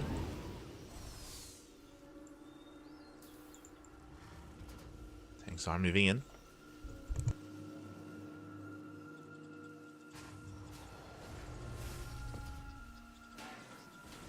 Yeah, the tank is yet to arrive. But so far, Euthermal, he is holding his own. Prism's on the way, which means the Viking will come into play here. He already has the Viking. He already has something for the War Prism. Tank has arrived. SOS rotating towards the main. Euthermal, he does spot the rotation. Does own. Nicely done. Set up here from Euthermal. Building up more tanks. SOS behind this, looking to expand. Correct call. You're right, he's just containing Euthermal. And back at home, he's been probing, taking up in towards the Twilight Council to charge into potentially a third base. As SOS, he is not making another Immortal. Takes down a Widowmine. Throws down 3 more gateways, getting up to a 6-gate setup on 2 bases. The Liberator has arrived. Doesn't get much done. Drop into the mineral line. Gets an SCV. Gets a turret. And another worker. Now, this is actually quite similar to Game 1 and Game 2. SOS, he delays his third base very heavily. Very heavily here. He's going for a gateway explosion first, going for a forge into +1, into gases. Very, very dedicated here on 2 bases before expanding. And then he goes for a late third. What this means is that Euthermal, he should not break out. Well, he shouldn't push out, I should say. It's going to be difficult if he does. We'll get there. It's already the Immortals 8 on the tank. First tank goes down. Gets one, now going for the other. Oof. And a brutal cleanup here. Takes out both tanks. Yeah, unfortunately, Euthermal tried to break out of the contain. This was not the call to make. As we mentioned, SOS, he intentionally delayed his third base by so much to get this. To make more Zealots to get charged. To build up his army first. So SOS, he wanted Euthermal to push out. Ooh. Brutal SimCity.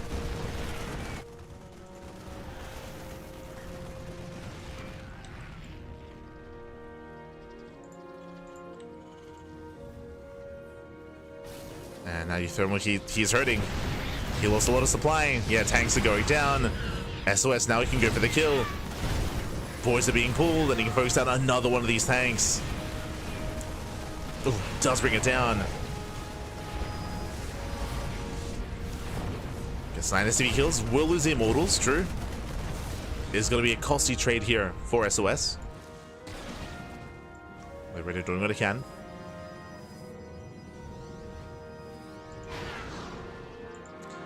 Now, was that worth it? SOS, he lost 2 Immortals and a Prism for 2 tanks and 9 SCVs. I mean, again, SOS's economy is not what it ideally would be. Just because how late his third base was. Go +1 on the way, stim on the way. Thermally is still in this. Denying mining. Let's go. But again, Thermal, he should not push on 2 bases. That's my big concern here. You can see that SOS is banking up an army, and again, he wants Thermal to break out of this siege setup. Like SOS, he can't push into winter mines, bunkers, siege up tanks, but hey, if the army's out in the open, then SOS can engage. Speaking of, SOS, he spots the move out. He does see the army, and he's getting ready. Yep, going for the surround. As we mentioned, he wanted Thermal to push out, and he did. He does move out. He's going to be completely swallowed up here, losing everything. The Marines, the tanks, and that might just be game. As Thermal, he has almost nothing left. He's down to 1 tank, one winter mine, a couple of Marines.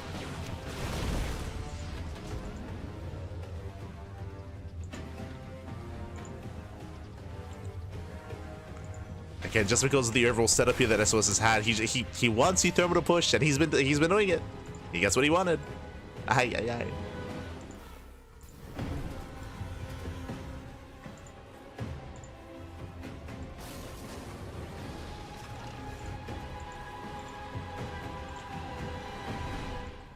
And from here, now SOS can take a 4th. He can just take a 4th base, take another expansion.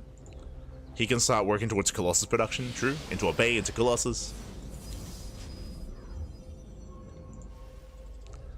It's a really rough position to be in. Winding it back from a couple of minutes ago, the correct thing from there for Thermal, if he was aware of how late the 3rd was and how little economy there was, would just be to turtle. Wait for a 3rd TC, just build up on 2 bases, and then slowly expand and not try to be active on the map. It doesn't feel good to be stuck at home in such a way, for sure. That's very understandable. Very understandable, but the alternative is that you give SOS what he wants. And with that, now SOS is taking a 4th base. Double drop across the map. Drop play, true. Also, can excel.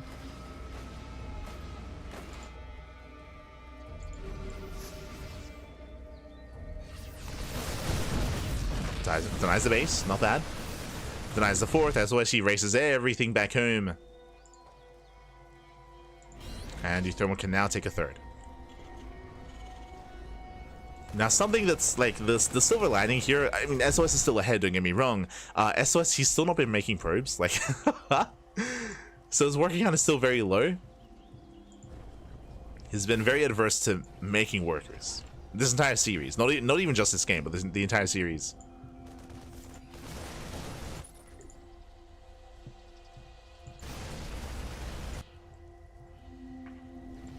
SOS, he hasn't been one to make too many workers. Even here, hasn't rebuilt his 4th base either. Pushing in, takes down the medevac.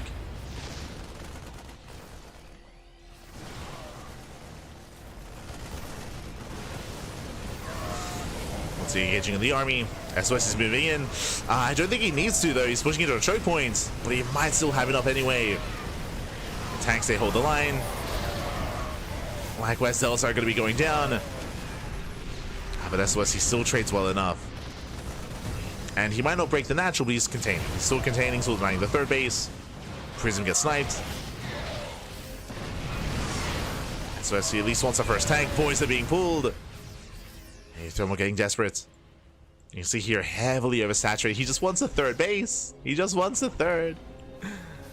Just wants to expand.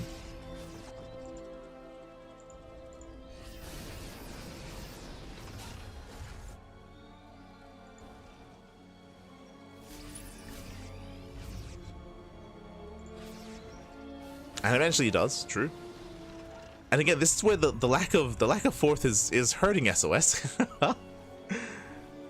Could have taken this earlier, could have been probing as well.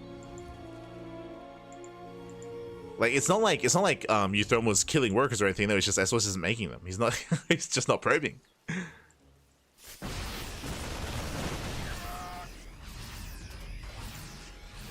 So there is still a chance. It's slim. It's not a big chance, but for now, does secure his 3rd. And as we mentioned, similarly to what had to be the case what, 5+ minutes ago. Youthromo, he has to just defend here on 3 bases, slowly get a 4th base. He can try to go for some drop play, but he should not be pushing with his main army. Otherwise he'll be caught in the center by this. As SOS he's sharking around, looking for a fight,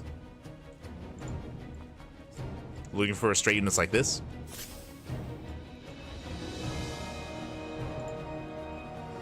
Behind this, Bay is now on the way, 2nd Robo's on the way, getting to double Colossus production. 4th base now getting saturated, now the 5th base is on the way, let's go. At this point, it seems like, okay, SOS, he's now more macro brain. He's like, okay, we're gonna calm down, now we can just expand, tech up, a +3 is about to finish up, extend double lance, getting into upgrade, armor upgrades as well, 3-3.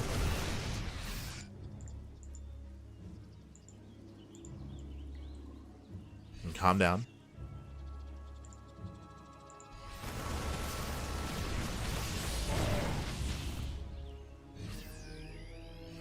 Now, when it comes to his defensive setup here, he needs to get into, again, tanks, liberators. Ghost production would be ideal. He's lifting up his main base, now taking a 4th. Again, he's slowly breaking out. And you might be curious here as to, I mean, it's been a very interesting game here, but the supplies are so close, and Youthromo, he's holding his own because SOS took so long, not just to get his 3rd base, but it took a long time to get a 4th, to get a 5th, to actually make workers. Like, again, his own economy was stifled by, I would say, by himself. It's very committed. So Youthromo, he's slowly recovering, but Prism into the main. Prism does get in. So it does push in towards the 3rd. He cannot push in towards the siege line. And nice kiting from Youthromo. Does kite back. Tank Boy's going off, getting top of the Archon. Meanwhile, 11 SCV kills in the main. Ooh, and Zelzay coming from behind. They're getting some of the tanks. Yeah, the tanks are exposed. Massive pickoffs. Tanks are going down.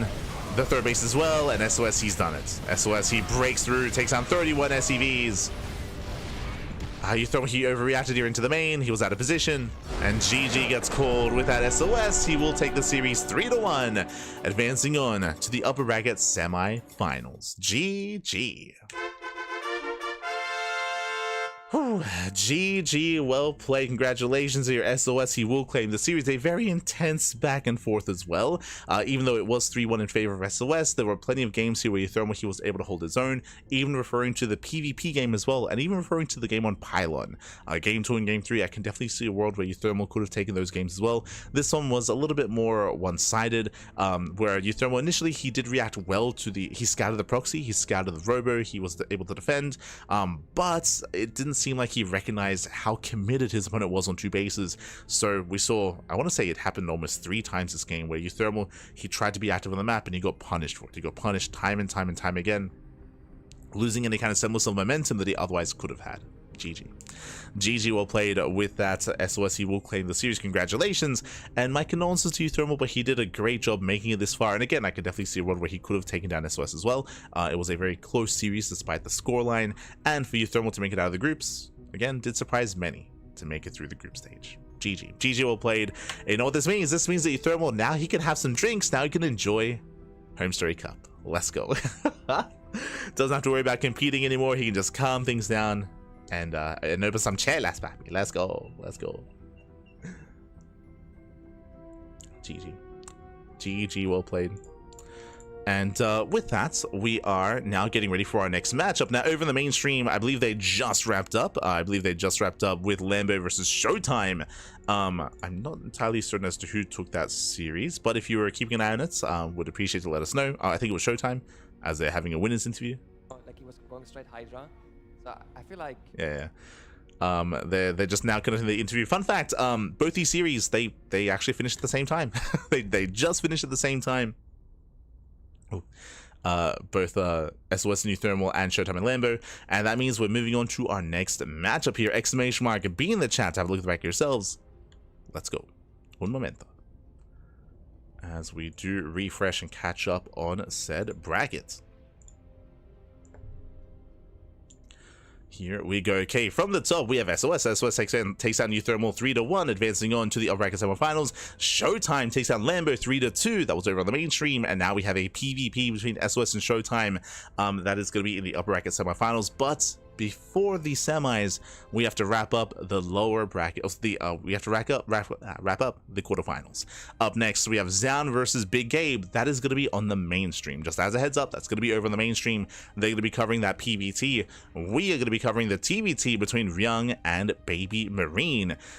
Maybe not a baby anymore. Baby Marine, he had a crazy performance earlier. Scrolling up here, you can see Baby Marine, he was able to advance on second place at a Group B over Spirit. Big win here. Like, Spirit was favored to come out alongside ShoWTimE, but no, Spirit was denied, and instead Baby Marine made it out instead. So again, he did have a crazy result.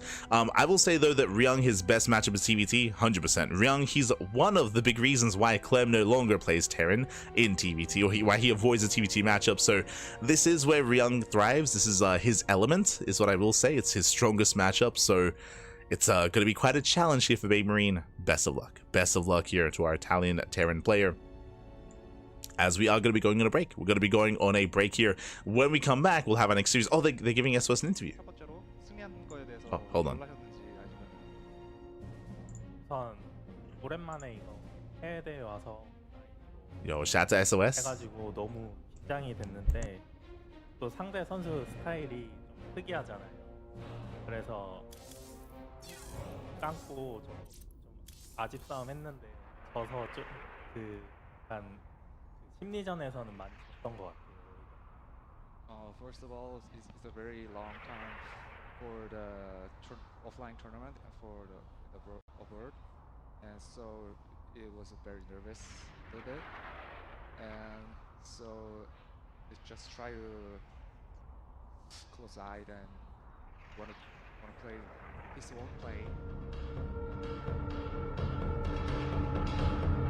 Did you expect him to play Protoss at all? Because in one of the games it was a Protoss versus Protoss. 유성월 선수가 프로토스로 플레이할 거를 예상하셨나요? PVP를 하게 될 거를? 1대1 상황에서는 안 할 것 같았고 제가 2대0으로 리드하고 있으면 할 것 같았는데 좀 1대1에서 해서 조금 의외였어요. He think that he expect when if I lead with the 2-0, he can do the PvP, but it was a little bit surprised he choose the Protoss at the 101. You have any questions, Fjant? Are you surprised with how good he was? Like he was fairly far ahead, right? 유성월 선수가 생각보다 잘해가지고 놀라셨나요 혹시? 우선 게임을 굉장히 좀 특이하게 해가지고 제가 원래 테란전 할 때 절대 쫄지 않거든요. 근데 오히려 제가 완전 긴장하고 수비적인 입장에서 하니까 좀 내가 원래 게임을 저렇게 했는데 약간 거울치료 제대로 당해서 너무 힘들었어요. It was very hard because Yusono's playing style is very special and very unexpected. So usually SOS play like that, so it was very special experiments for like the play against. It feels like to play against myself.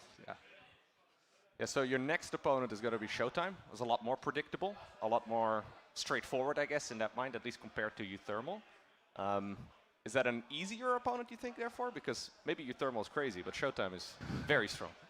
다음 상대는 이제 쇼타임 선수인데 쇼타임 선수는 이제 유성월 선수보다는 조금 더 전형적으로 게임하고 좀 더 무난하게 플레이하는 스타일인데 어떻게 좀 더 편하다고 생각할지 아니면은 어렵다고 생각할지. 게임 스타일로는 편하기는 한데 워낙 단단한 선수라서 그냥 좀 쉽지 않은 경기 될 것 같아요. 그 해외 토스 중에 제일 잘하는 것 같아서 그냥 좀 편하게 하려고요. I think it's not gonna be a very easy game because the ShoWTimE is very he plays like very stable and very defensively, so it's very tough game. I think, yeah. Okay. So your overall shape right now seems to be really good. Like I see you cheese a little bit less this tournament at least compared to like, for example, GSL.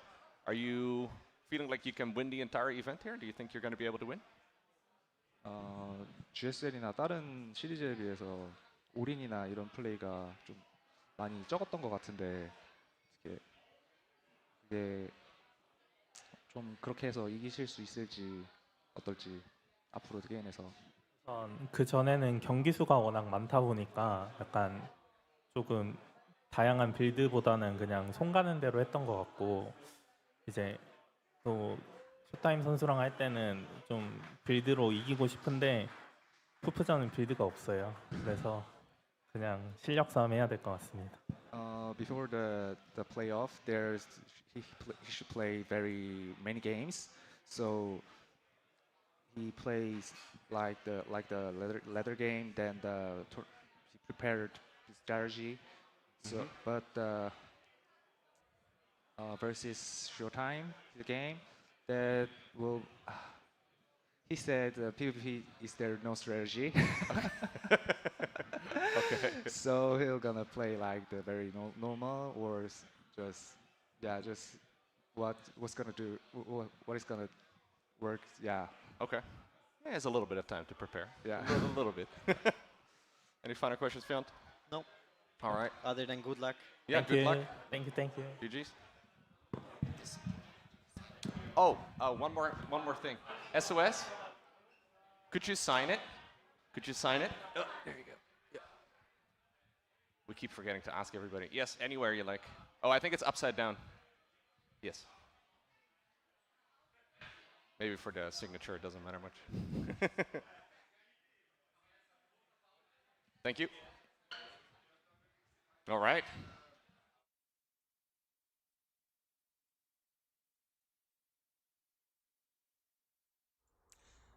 And shout to SOS. Shout to SOS for a brief interview with the boys, with Fiant and with Loco. Again, GG will play ShoWTimE and SOS. It will advance on into the upper bracket for semi-finals.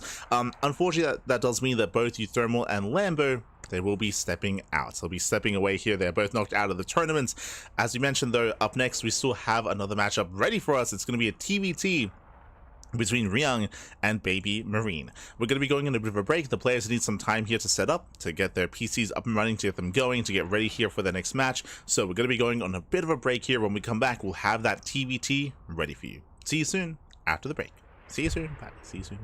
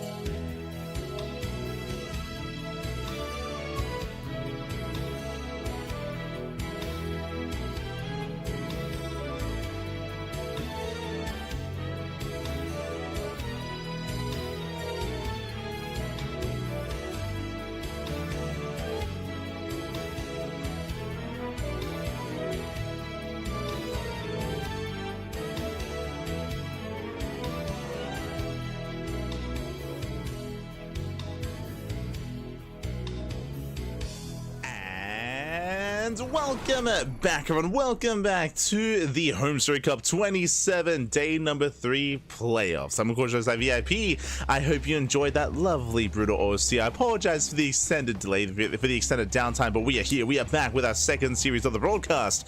And we're jumping right on into our TVT. As spawning in the bottom hand corner of Tokamak, we have the Italian Terran player. We have the red Terran representing Streamer Zone. It is Baby Marine. And spawning in the top right hand corner, we have the South Korean Terran player. We have the blue Terran representing Team Vitality. It is Ryung. And if you're in the chat, you know what time it is. It is Gamba time. Predictions are open. Place your bets on who you think will claim the series. Best of luck in the chat as we jump into our Terran versus Terran matchup. Here we go. And already, again, there's some history coming into this. Baby Marine, he is the dark horse of the bracket. I mean, I know a lot of people were surprised to see Thermal in the playoffs, but even more so, Baby Marine, he was in a group with Spirit, and everyone was looking at Spirit, Piotr, to make it through. But instead, Baby Marine, he rose through the ashes. The next generation of SC2 Pro Gamer did excel instead, and Baby Marine, he was able to pop off, able to come out in second place out of his group, and he's made it this far already, farther than many, I'm sure, thought he would. We'll see if he can keep going. We'll see if he can keep on going from here. So far, 2x. 1 at home, 1 focuses across the map, 2x Reaper here at a Baby Marine. Meanwhile, Ryung going for an economic Rax Expand economic opener out of our Korean Terran. Let's go. SV Scout will move out, we'll confirm the opener. Will so far make it look like a standard opener here, and thankfully for Baby Marine, again, Ryung, he's going for the faster command center CC on the high ground, a bit of a safer location, but a delayed second gas and a delayed factory, more importantly. As Reapers are building up, and we'll see what Baby Marine can achieve. We shall see.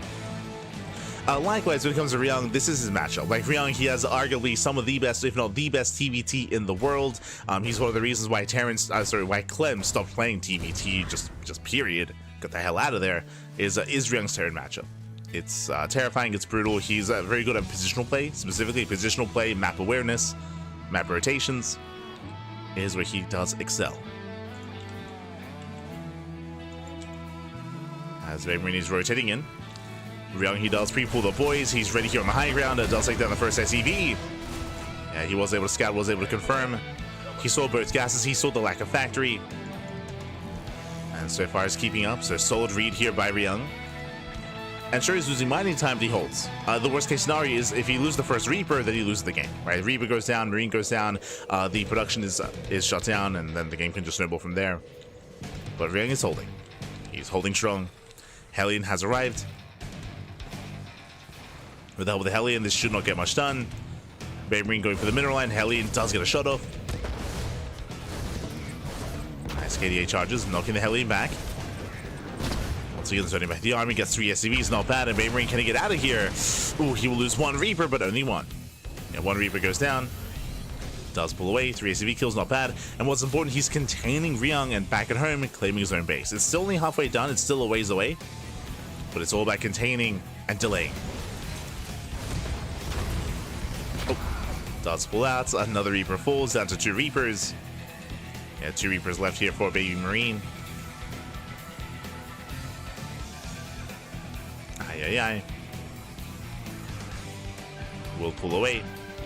And the game will continue. Ryung, he will claim his expansion, and as it all settles here, Baby Marine, he does have a slightly higher worker count, but Ryung will have the faster orbital, he will have the faster mules. So you can recover as we get into a longer game state. Meanwhile, behind this 1-1-1 setup here, Ryung going for the Banshee play. So far, just vanilla Banshees, no cloak. But Banshees will be harassing you across the map. Meanwhile, Baby Marine back at home, going for his own defensive Cyclone 2-1-1 setup. Okay. Now mech is, of course, going to be available, going to be viable here. So we'll see if Ryung does embrace mech or does go into his own bio play as well. Both are available. Baby Marine going to be rushing to his own Raven production, to his own Inference Matrix as well. Ryung not too far behind. Building up his own Ravens. Does catch out the Reapers, gets 1, gets both.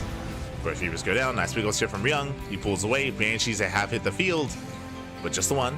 Rotating over towards the left-hand side. Baby Marine currently, he's unaware. He does have 2 Cyclones, which would shut this down, but he's in the center of the map. He's not at home. He's not in position to defend. Third CC on the way. We see Ryung being very greedy, rushing to a third CC. So the greed is real here for Ryung. Banshee in towards the main. Likewise, does catch out the first Cyclone. Massive lock-on, takes down 1. Yeah, Baby Marine, he's caught out of position. Cyclone goes down. SCV's going to be falling in the main. We spoke earlier that Ryung, he excels when it comes to positional play, when it comes to map awareness, and you can see that here and now. Takes down 3 SCVs, distracts the main army. Remember, there's no stim, and you can see he's hunting down that final Cyclone. He's looking for it. Baby Marine, he doesn't come back home. Ryung does not find him. Oh, did I speak too soon? As Ryung, he's looking, he does find the Cyclone, and will chase it down. Yeah, there's no escaping this. Cyclone's gonna fall. Do you see what I see? Second factory. Second factory's on the way. He is gonna mech it up. So Ryung, he will embrace mech. Cyclone does fall. Behind this third CC is almost done. Now what's scary about the mech that Ryung is going for is that it's very greedy, right? The third CC is finishing up right here and right now. He will have mech with a greater economy compared to his opponents. Right now the pressure's on Baby Marine to be active and to move out. And he's being active. Oh, the look-ons are brutal. Tanks, they take a lot of hits, they take a lot of damage. And Ryung is just buying time, slowing down the push. Baby Marine does have a terrifying army. He's got the tank lead, but he's still stuck at home. Ooh, tank boy's going off. Gets one Cyclone. Late reaction out of Ryung. Late reaction. Takes off 2 more Marines. Whatever he can get. Vikings are building up. Scan reveals the mech. It does get eyes on both factories. Baby Marine knows. He knows, he's aware. Behind this, getting his own third CC. Still building up and getting to his own bio army here. Stim is on the way. So bio tank out of Baby Marine. Which is supposed to be a more mobile army, but for now he's stuck at home. Scan does reveal that, does confirm. Ryung freely expanding. Scan reveals the expansion. Baby Marine is aware. And again, it's on Ryung to confirm any kind of move out. Ryung otherwise distracted. Baby Marine, he does slip by on the right hand side. Ryung, he will scout this. Does confirm. His army repositioning.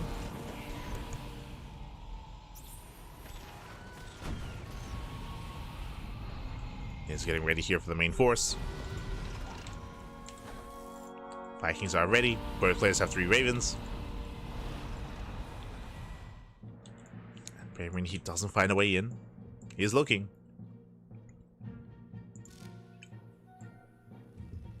Gets his own third. Pulls away.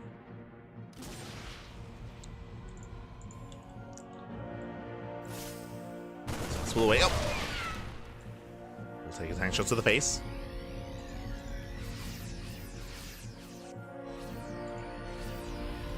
Speaking of, oof. Gonna be forced back. No major losses yet, but Ryung, he's maintaining a greater economy here. He got away with his third. He got away with it. It's up and running. Baby Marine just now getting his own third up and running as well. He's still being active. Going for a drop towards the left, and the main army on the right.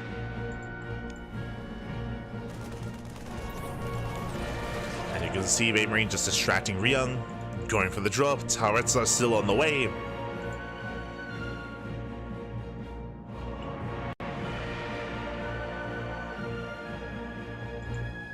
Just not finishing. Just in time. Baby Marine, he doesn't commit. Now getting a 4CC on location. Baby Marine, he has at least map control. He's containing Ryung. But Ryung, he's happy to be contained. Like, again, he got away with the expansion. He got away with a faster base. Now more factories, and we're building up towards a longer later game. Okay, we're locking it. We're locking in, baby. Let's go. We're going to be here for a while.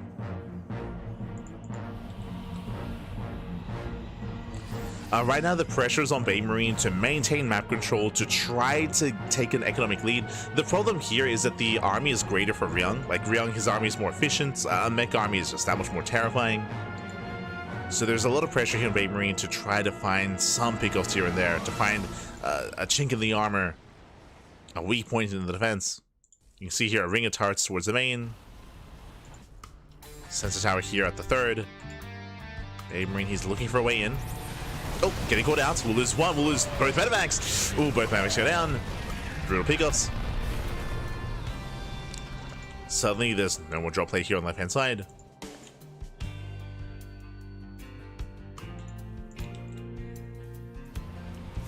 Marine moving in. Does get the disables off. Very nice. Disabling every single tank. Yeah, tanks are disabled. He does stem in, and he will break through the siege line. Vikings, they were out of position. The goal here for the Vikings was to zone away to Ravens, to zone them away. And Ryung, he failed to do so. And with that, Baby Marine, he can go for the kill. Like, that was a massive pickoff here. That was how many tanks? 5.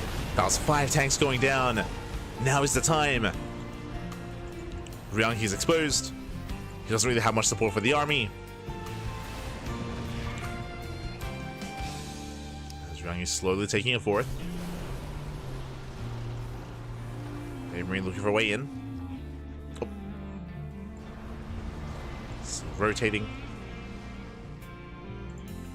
Does pull away.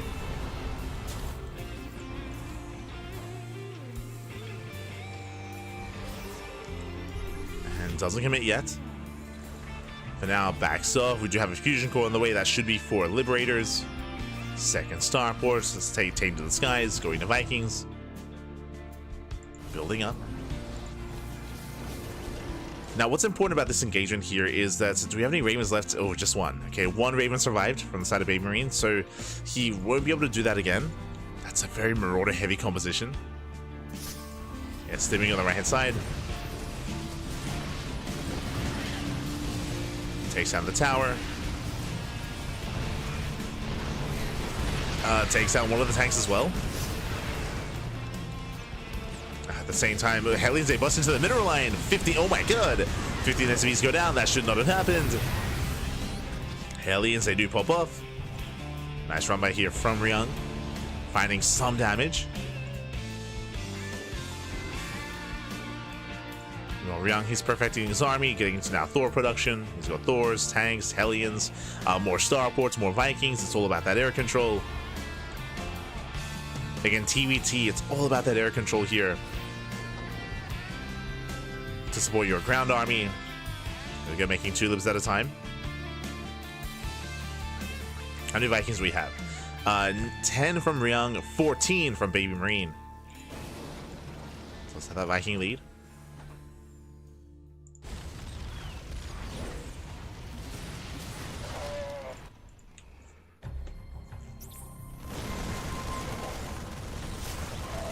As Hellions, they once again go for more run-bys.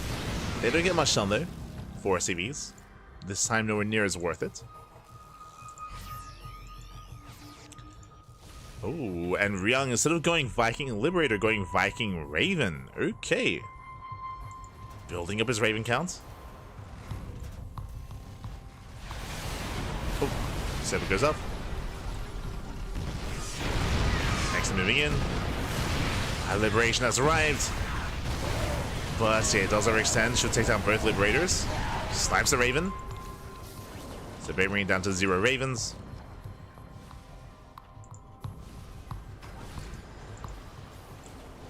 But he does still have that Viking lead. Now Thors, they can be a factor here in regards to that air battle. There are 3 Thors for Ryung. They will support. 4 Thors even. So we can get 2 more starports, getting into a quadruple starport production. It's all about that starports. All about those starports even. Oh. Gets 1 tank.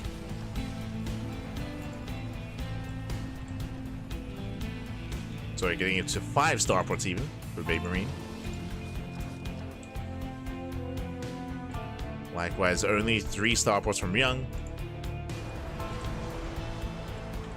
Baby Marine, he just maintains that air control. Still has, what, 19 Vikings? That's a lot of Vikings.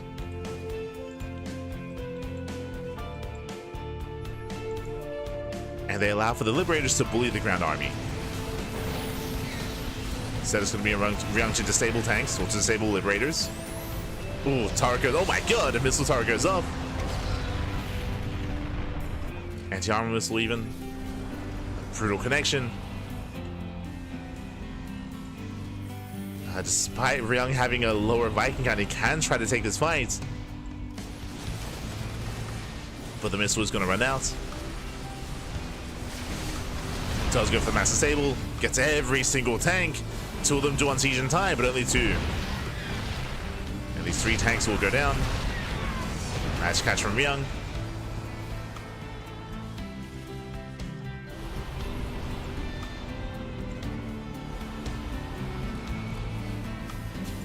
And when it comes to the main armies clashing here, he will need another anti-armor missile here on the army. He'll need a missile. He can support with auto turrets, or he can just try to disable as much as he can. Would try to mass disable.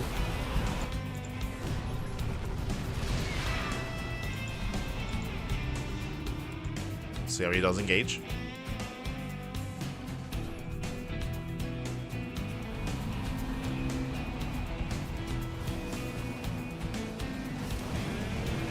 As both armies are maxed out.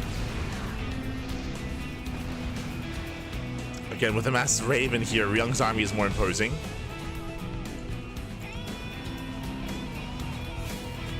Tanks are on siege. Does go for the dive. It does commit. Does mass disable. Oh my god, does disable every single Liberator. And Thors are pushing in. And with that, the Thors, they do force us back. GG gets called. Yeah, the fight's too heavily in favor of Ryung. And Ryung, he will take game number 1. GG. GG, well played. Again, he disabled all the Liberators, the Thors. They got so many volleys off, and you saw Babe Marine, his supply just plummeted there in that engagement in that fight. GG. GG, well played. Ryung takes a lead. Whew. And again, a very intense game 1 there between Babe Marine and Ryung. Very back and forth in a way, but as we mentioned, Ryung, he was getting a superior army. That's the problem there. The soup does lie. The soup does lie. Going into Massive Raven in such a way, like, there's just so much more. It's just such a more efficient army, I should say. With all the disables, with the anti-armor missile as well, like, there's just so much more potential with that Massive Raven composition. Unfortunately, Babe Marine, he wasn't quite able to get there himself, and with that, GG. GG, well played. Is shut down. Now we're getting into game number 2. Let's go. Let us go. As we are getting into that second game.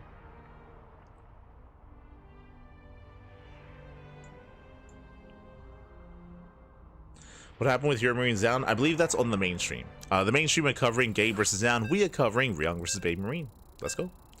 So we're getting into game number 2. Whew. And we'll see how our players will change their approach. Now, I didn't even get to talk about the map itself, but Tokamak does lend towards longer and later games, so mech on Tokamak makes plenty of sense. Now we're going to be loading into Ley Lines. Ley Lines is a bit of a smaller map, but still, I would say, one of the more standard maps in the map pool, so both styles are going to be viable here. We'll see what our players go for. As spawning in the bottom left-hand corner of Ley Lines, we have the Italian Terran player. We have the Red Terran representing a streamer zone. It is Baby Marine. And spawning in the top right-hand corner, we have his opponent. We have the South Korean Terran player. We have the Blue Terran representing Team Vitality, leading the series 1-0. It is Ryung.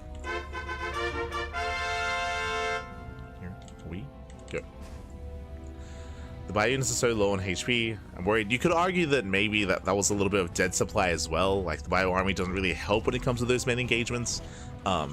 Again, as we mentioned before, like, it's all about that air control and going into more Vikings, going into a more lib heavy composition there. Eventually, some players do go into Mass Raven or even Master BC, but again, Babe Marine, he was kind of stuck on a subpar army, it felt. For now, though, double gas. Oh, okay. Double gas opener out of Babe Marine, going for a faster factory. Meanwhile, Ryung going for an economic opener, 2 games in a row. Going for a single gas, ranks, expand. Now, because of this, Babe Marine, he'll have the potential here to be a little bit more aggressive, go into a faster factory, into a faster starport, into potentially faster Banshee play or an early tank drop, early Cyclone. He has potential. But Ryung is going for the SCV Scout.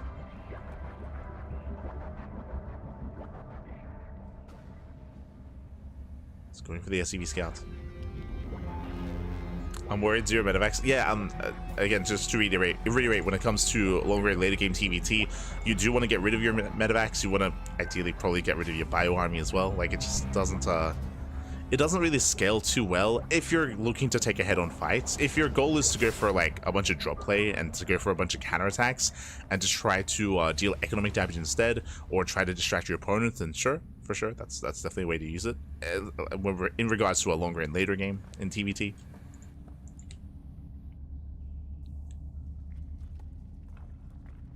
But Medevacs won't save your bio army from like a volley of 10 tanks. Like it's hi. Not like this. Oh, as Ryung, he once again does scout across the map. He reads this as a more aggressive start, and it was, but it was a fake out. So nicely done here by Baby Marine. Okay, a couple of things. So Ryung, he scouted both gases. He saw both gases, but he saw no factory, so he assumes proxy ranks just like game one. But we can see hidden factory instead. So misread here by Ryung.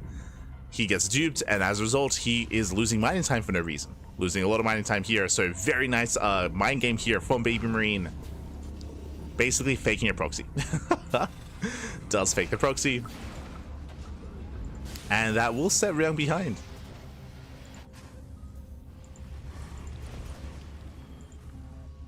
Now bearing in mind, Ryung, he does have a faster CC, but just a really nice start for Baby Marine, and now he's moving out, opening up a Reaper Hellion. Behind this, going for Reactor Marine. We have the Starport on the way.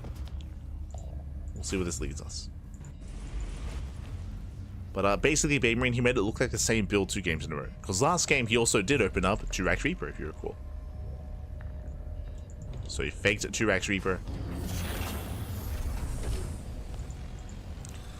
Likewise, having to main, but the Concave is in position. Ooh, takes down the Hellion. A better trade for Ryung. Takes down the Hellion.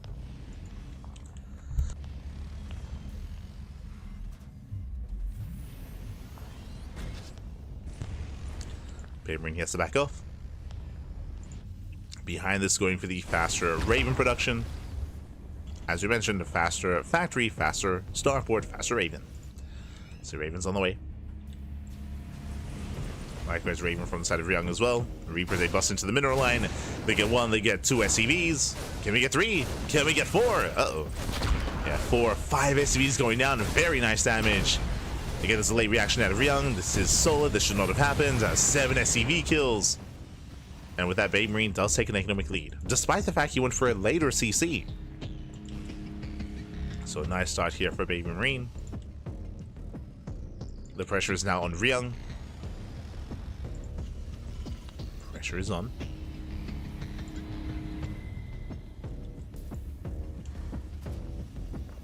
As his response, 3rd CC. Just like last game, very fast 3rd CC here from Ryung after the Starport. Last game, this was Ryung kind of extending like his economic lead. Here it's to try to recover. Scan does reveal the CC timing, and Baby Marine going for his own fast 3rd as well. Only later by a couple of seconds. So nice scan, a nice read here from Baby Marine. In general, I do like Baby Marine's position a lot more here in game 2.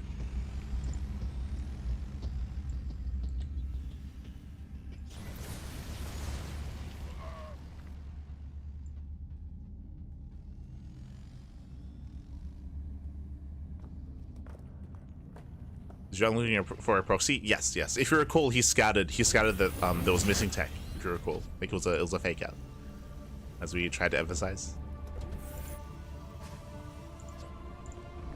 It was a fake out.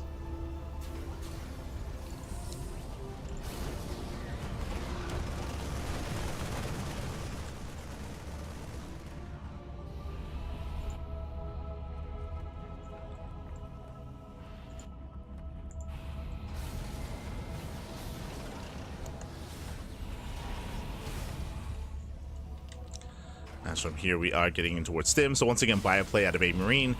We have yet to confirm here. There we go. Bioplay out of Ryung as well. Not mech, not this time. So biotank versus biotank. Again, Ryung, he doesn't have to rely on mech. He can play both quite well.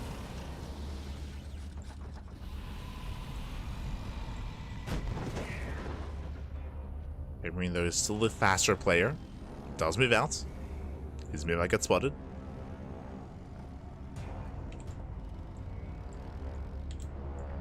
He does confirm. Getting in position. Does catch a Hellion. But we'll see who disables first.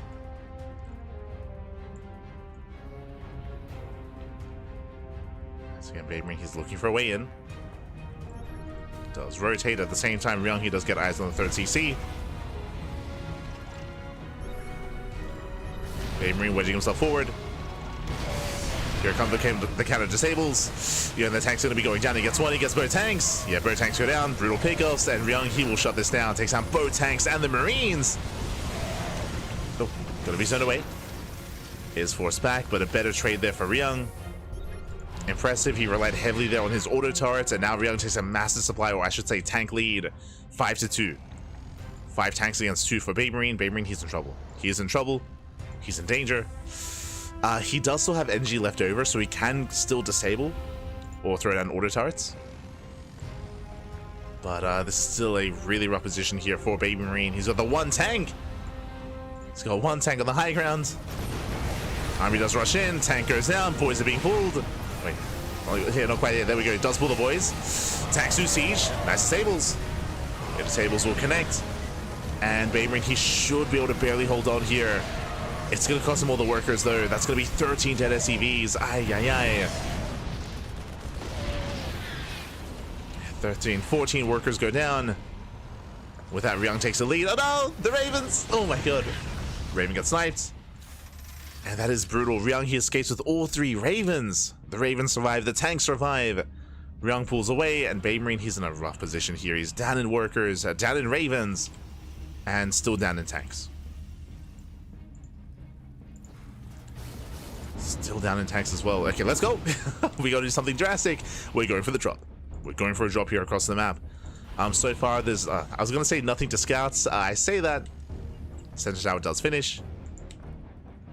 There is still a gap here, though. Speaking of, never mind. There's no gap. there is no gap. Vikings are in position. Solid setup here from Ryung. Oh! Yeah, they do see each other. Does spot. And the drop is deflected. Whew, drop is deflected. CC's on the way. Ryung, he maintains his lead. And the pressure is on Baby Marine. We gotta get something done. So he's got a drop on the left. Main army on the right. Is pushing out. Ryung, he does find the tanks. Oh no! Gets a medivac. He gets 1. He gets both. Oh god. Takes out both medivacs. Takes out both tanks. Oh no. Not like this. Not like this, man. Yeah, Babe Marine, he scans. He sees the armies in position. Ryung, he's all over this game.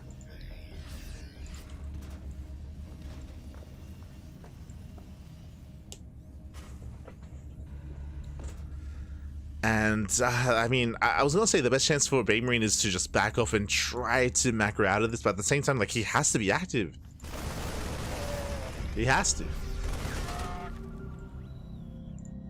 Oh, speaking of. He may catch these Marines. Babe Marine collapsing in. Does catch a drop. Ryung does pull away. At the same time, here comes the main army. Does push forward. There are 2 tanks in position. The bio army is out of position here for Baby Marine. And remember, the Ravens survived the early game, so there's still 3 Ravens full of energy. He can disable everything. He scans, he stems in, he wants to disables. Does rush forward, he gets 1, he gets both. Gets both tanks. Evacuates a 3rd. And he's going for the kill, he's going for the CC. Baby Marine, he has to pull the boys. Missile target goes up. Point out missile. Baby Marine, he does hold. He does survive, but he's now on 2 bases. Yeah, he has to float over. Now, thankfully, Baby Marine, he does preserve his tanks. He did save them, true. He saved the SCVs as well. Oh, God. We're just going into the main. Yeah, we're just dropping into the main instead, and we're going for the base trade. Yeah, that's the only way here. Baby Marine, he's just sending everything across the map. The main base under fire. Back at home, Ryung, he evacuates. Does pull away. Mass cleanup. Boys are being pulled. Baby Marine, he takes down the planetary. Gets an expansion. And Ryung, he's not really getting much done in the main. He's sniping some production buildings, but nothing major. No critical damage. That's going to be 21 SCV kills. And Baebreen, he's on a 3-base economy. He has a decent economy. Gets better damage. Baebreen, he's evening things up. Okay, good call. I mean, the counterattack, it did well. And Baebreen, he can clean this up. Again, there's not really much here. There's only tanks. Uh-oh. Speaking of. Yeah, Ryung, he has to somehow evacuate. I say that. He's actually going to be reinforcing. Okay, so Ryung, he maintains his position. Does maintain. Ryung actually boosting once again into the main. He's going for the main base. Marine right outside. Disabling the tanks. Marines, they stim in. And Baebreen has got that one Raven. Gets both disables. Nicely done. He was a little bit overstimmed, so not the best trades, but he does break through nonetheless. Takes out both tanks. Takes down the bio. At the same time, Baebreen, he defends the main. And Ryung, these pushes into the main, it just hasn't been worth it. Has not been worth it here. Ryung, he has lost his lead, the lead that he once had. And he has to, yeah, he has to get out of here. Never mind. He just keeps going. Okay, let's go. Goes further into the main. He just sends it. He sends it, Pappy. Oh my god. Disables both tanks. Back at him. He will defend. He has a tank line. And it looks like he may break the main. It's still close. Slowly getting on top of the production. Across the map, Ryung, he does hold, he does defend. Raven goes down. Going for the stim. Takes down the tank. Baebreen is looking for a way in as well. He's rotates over. Going for the 4th CC. Ryung getting on top of the factories. Uh-oh. Does get on top. CC goes down. And this is now dangerous. Now, finally, this is critical damage. The factories are falling. Liberation has arrived. Ryung, he will lose these tanks. Let's get out of here. Has to pull away. Does punish.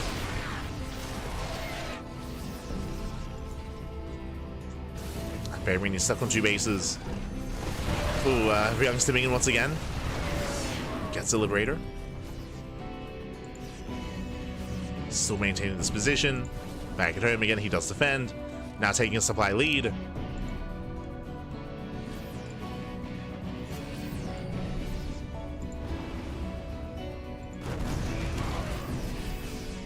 Another tanks! No, he's on siege! Oh, brutal pickup here. Does save 2. Saves 3. Barely does save 3 tanks. Get the hell out of there. Does pull away. Baebreen, that's... Oh no! Repair! No! That's the main. It was on fire. Still on fire as well. Hopefully he repairs in time. He does have a couple of boys. Repair! No! It's gonna burn down. It's gonna burn down. 3, 2, 1. It does burn down. The main base falls. Ay, ay, ay. Not like this.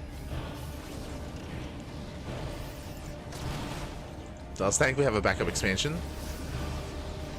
Ryung stims in. Gets 2, gets all 3 tanks. He does siege behind this as well. At this point, Ryung, it looks like he should have done it. Takes down all the tanks. Fighting without his own. He can't. Yeah, he does have an overwhelming amount. GG gets called. Ryung, he will overwhelm. He will take game number 2, taking a 2-0 lead. GG. Whew. GG, well played. Again, a very intense game here from both Baebreen and Ryung. It was a better start for Baebreen as he was able to kind of pull one over on Ryung, able to catch him off guard, able to force an overreaction, get into the mid game. We saw that Ryung was able to claw his way back in though, able to outposition, able to take some better trades, some better fights early on. We saw that Baebreen, he was able to make a game out of it. Things are looking dire. Things are looking very dire there for Baebreen. He was down and out, he was behind, but he did opt to go for the counterattack for the pseudo base trade. He sniped a base, he sniped a mineral line. Things are getting close there, but Ryung, he did make the decision to keep dropping into the main, to maintain that position. Multiple times I was like, yo, we gotta get out of here. I was like, yo, this is not, yo, this is not looking worth it. This is not working out here. But no, he persisted, he persevered. He was able to eventually work his way through the racks on top of the factories, on top of the CC, and eventually took control of the main. GG, well played. Likewise, he was able to eventually successfully defend back at home. He stabilized and took it from there. But a very intense game, very intense. GG. And with that, we're getting into game number 3, and Ryung is 1 game away from claiming the series. Meanwhile, the pressure is on Baby Marine to fight back here and now to make a series out of this. Oh boy. As game 3 is going to be on Pylon, and the pressure is on. Pressure is on.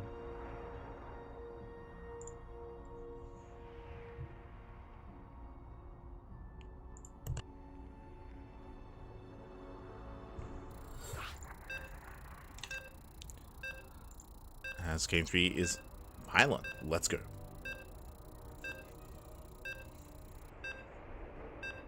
Here we go.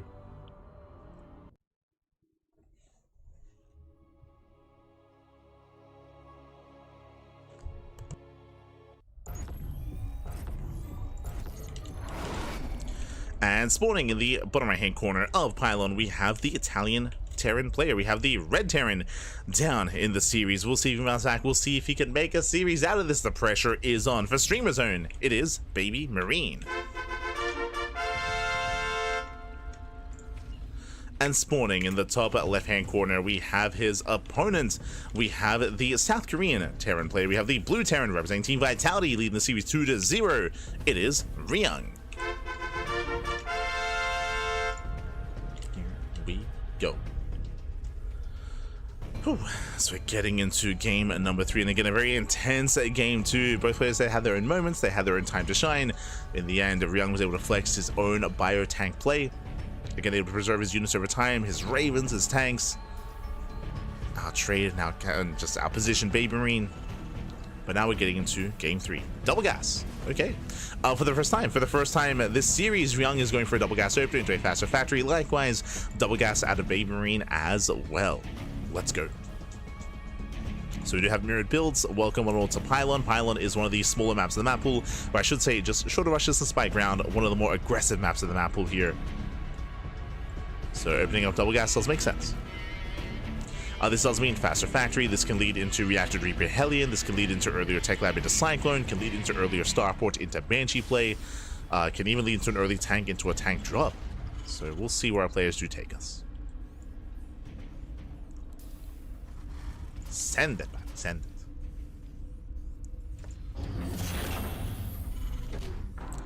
How good was the second game? Mech from Ryung? No, it was Bio.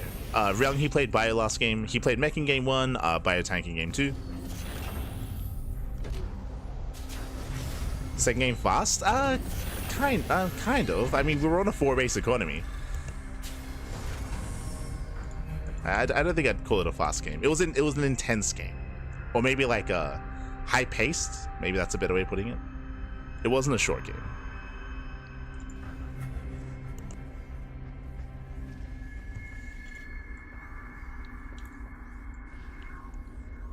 Here we go.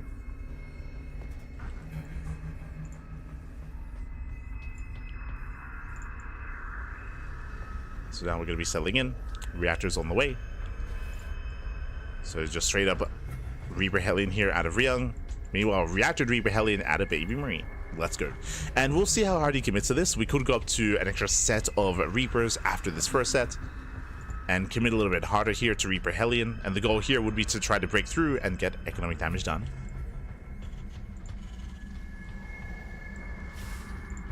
So we'll see when he stops.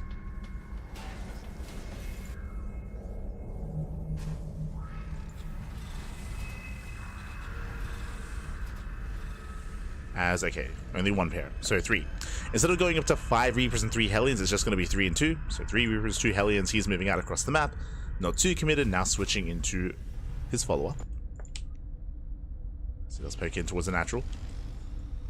Ryung pulls away, doesn't get caught out. Just trying to buy time for his own Cyclone.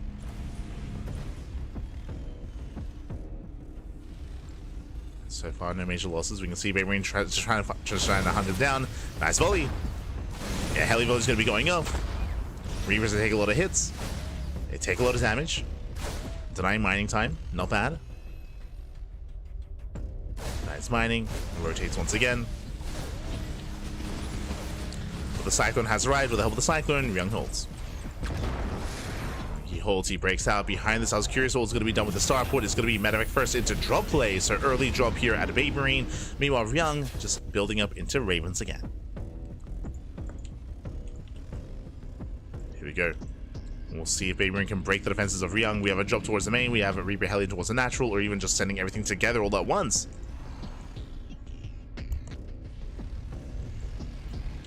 It does push forward. Ryung does spot this. Pulls away. It doesn't quite break the lock on, but there's the auto turret, and with that, Ryung he will hold. Does hold the line. Tank is now popping out. Ryung is holding. Baby Marine dropping into the main. Ryung, he's somewhat in position. Oh. Yeah, he's in position. He does deflect. And this time we're going back into mech. Okay, so we had bio-tank in game 2 out of Ryung, but this time going back to a second factory into a more mech style instead.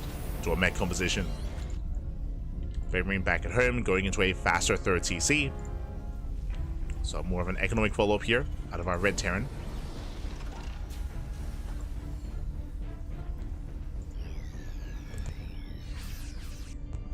Now, the last time we saw Ryung embrace mech, he did do it off of a faster third CC, so this is going to be a delayed economy here by Ryung. And as a result, he might commit a little bit harder on 2 bases, even further than this.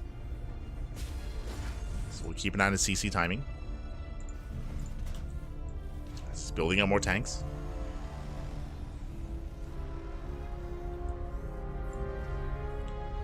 Tanks are massing. Armory is on the way. So Ryung, he's slowing things down. The armory tells us that most likely he plans on investing into upgrades and going for a bit of a slower approach into a longer game, specifically. Thinking less all in. We'll see.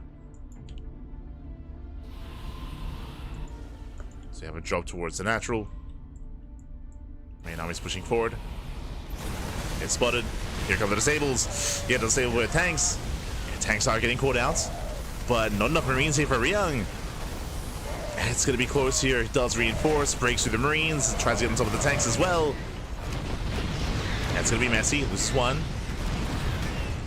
Okay, 1 for 2. Better trade for Ryung. At the same time, drop into the natural. Ryung losing SCVs. Is that worth it though? Does lose 5. Sorry, 4 even.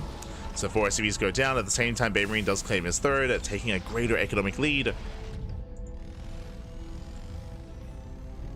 But Ryung has a terrifying army here. And I mentioned earlier that when we saw the armory, I assumed it was for an upgrade to build up into a longer game. This might just be for Hellbats to go for a 2-base all-in. So my apologies there. But he might just send it on 2 bases instead. Yeah, he's going for it. So a couple of boys are being pulled to repair, so the army is ready for those Hellbats. He doesn't have a third CC for a reason, because it's a 2-base all-in. Just straight up 2-base all-in here from Ryung. He's sending everything across the map. He has a massive army. What do we have to defend? 2 tanks. We have 2 tanks to defend. The Ravens are lacking energy. They can throw down 1 auto turret each. Ryung, he's pushing through. Here come the disables. He gets 1. He gets both. He gets both tanks. Both tanks go down. And Ryung is forcing his way through. And Baby Marine, he's just not ready for this. Does pull back. The tank count is insane here for Ryung. How many tanks? 9! 9 tanks! Ay, ay, ay. That's an insane tank count. And he's getting on top of the natural. Yeah, Baby Marine has to evacuate, has to pull away. Hellbats into the mineral line. SCVs are going down to the 3rd. Meanwhile, the Vikings, they can't land. He's thinking about it. Mining's denied at the 3rd base as well. Here we go, drop on top of the tanks. Hellbats are ready. Ryung even on siege just half his tanks as well. Getting on top of the upgrades. 5 seconds. 1-1 upgrades are gonna kick in. Liberator has arrived. No anti-air. Yeah, no anti-air. Baymarine, he's holding. He's holding on. Does cost him a mineral line. Does cost him a lot of workers. But he is holding on. Slowly re-expanding. Okay, they're still down to 1 tank. They're still looking a little bit brutal here. Oh. So Lockmans are popping off. Nice stable here on the Cyclones. That one MVP Liberator does force everything back.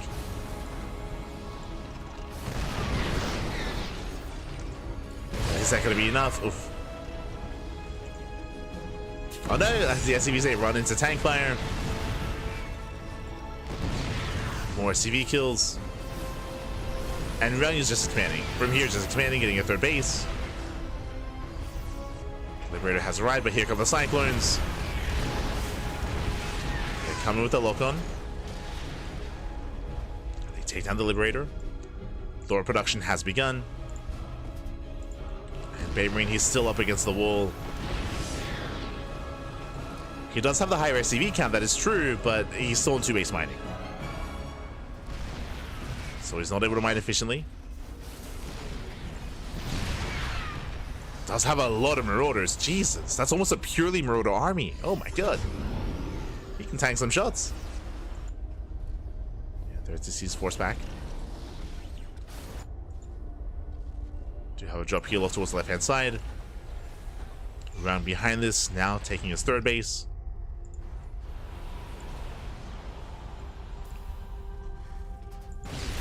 Ooh, oh god. As the medevac does get caught. So does CC. Thor is here. And Ryung, yeah, he does spot the expansion. Cleans up the drop. He may even kill the expansion itself. Oh. Thankfully, there's repairs. Yeah, thankfully there are repairs, but not on the Hellions. The Hellions, they come in. They roast up the mineral line. No. SCVs do go down. 7 SCV kills. Oh, bit of miscontrol. Bit of miscontrol there by Ryung. The CC, it does go down. Ay, ay, ay. Baymarine, he will lose the 3rd. Once again, dropping out. Does go for the double drop. Ryung, he's slowly pushing in, getting within range of the CC. And Ryung committing a little bit harder here. Does commit. Does go for the tank. The boys are being pulled into Hellbats. Yeah, the boys are going down. That's still a lot of Marauders though. He stems in. It comes in for a flank as well. And Baymarine, he will break through. He will clean up every single tank. The massive Marauder, let's go. Takes down the tank line. And we gotta go. We gotta keep going. We gotta send it. Keep going. Into how many? 15 Marauders. Just mass Marauder out of Baby Marine. He breaks out. Ryung, he evacuates. Back it up. What do we have to do? We have 2 tanks. We have 2 tanks. We have 2 Hellions. Barely a standing army. Ryung, he will have to pull the boys. The army is overstimmed. True.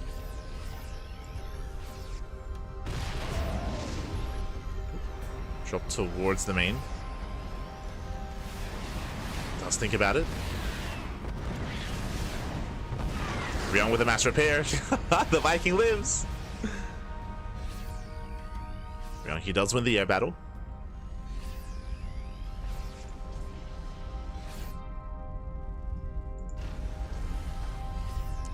Still very tense.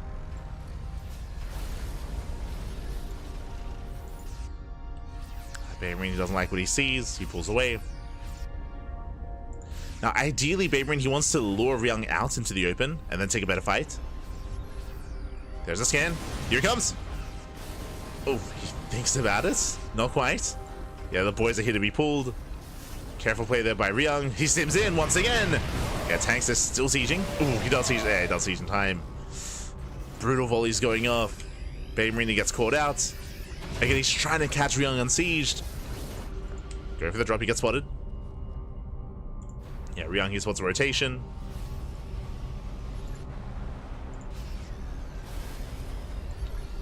Tanks are ready.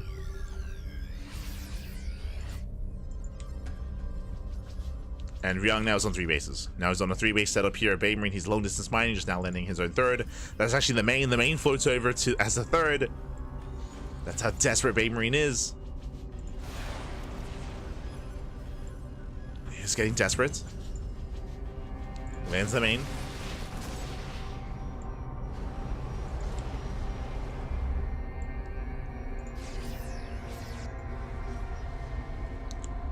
And he does sneak up on the mineral line. Does pick up an SCV. Likewise, dropping into the natural. There are some tanks in position, but only a couple of tanks. He's boosting in. He's boosting in. Not much left over. Tanks are going to go down. He gets both. Nicely done. Gets into the mineral line as well, getting another tank. Another tank goes down. This army does trade well. Having up more SCVs. Getting into the mineral line. It's going to be a one-way trip, but it's somewhat worth it. Maybe.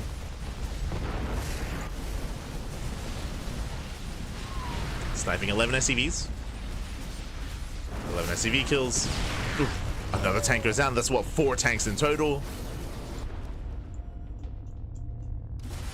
So nice pickups. At the same time, Ryung, he gets he gets across the map. 8 SCVs.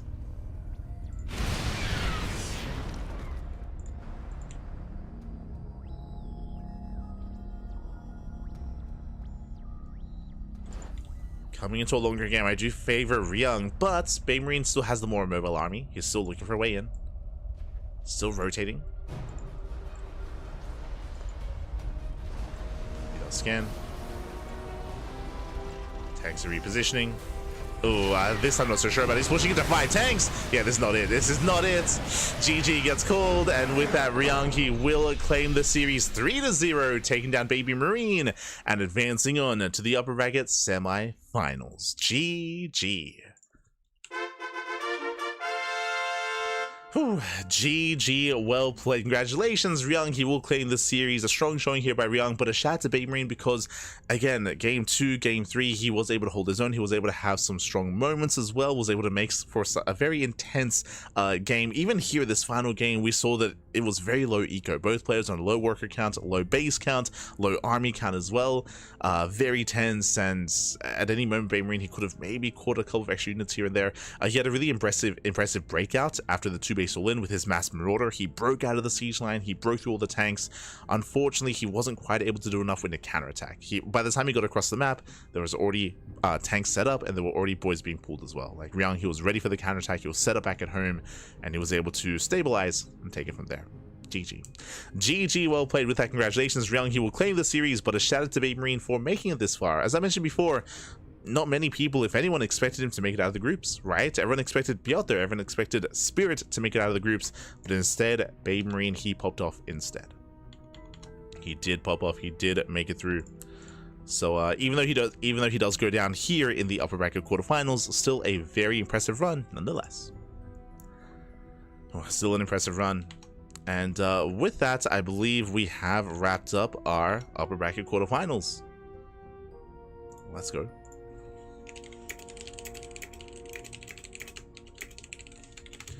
Here we go. Exclamation mark be in the chat to have a look at the back yourselves. Let's catch up. Let's figure out what's going on. I believe they have all concluded. Oh, yes, they have. Okay, let's go. Let us go from the top. Of course, we already covered this match. Oh, as looks like they might have an interview on the main stream. We'll catch up on the clean feed if they do interview.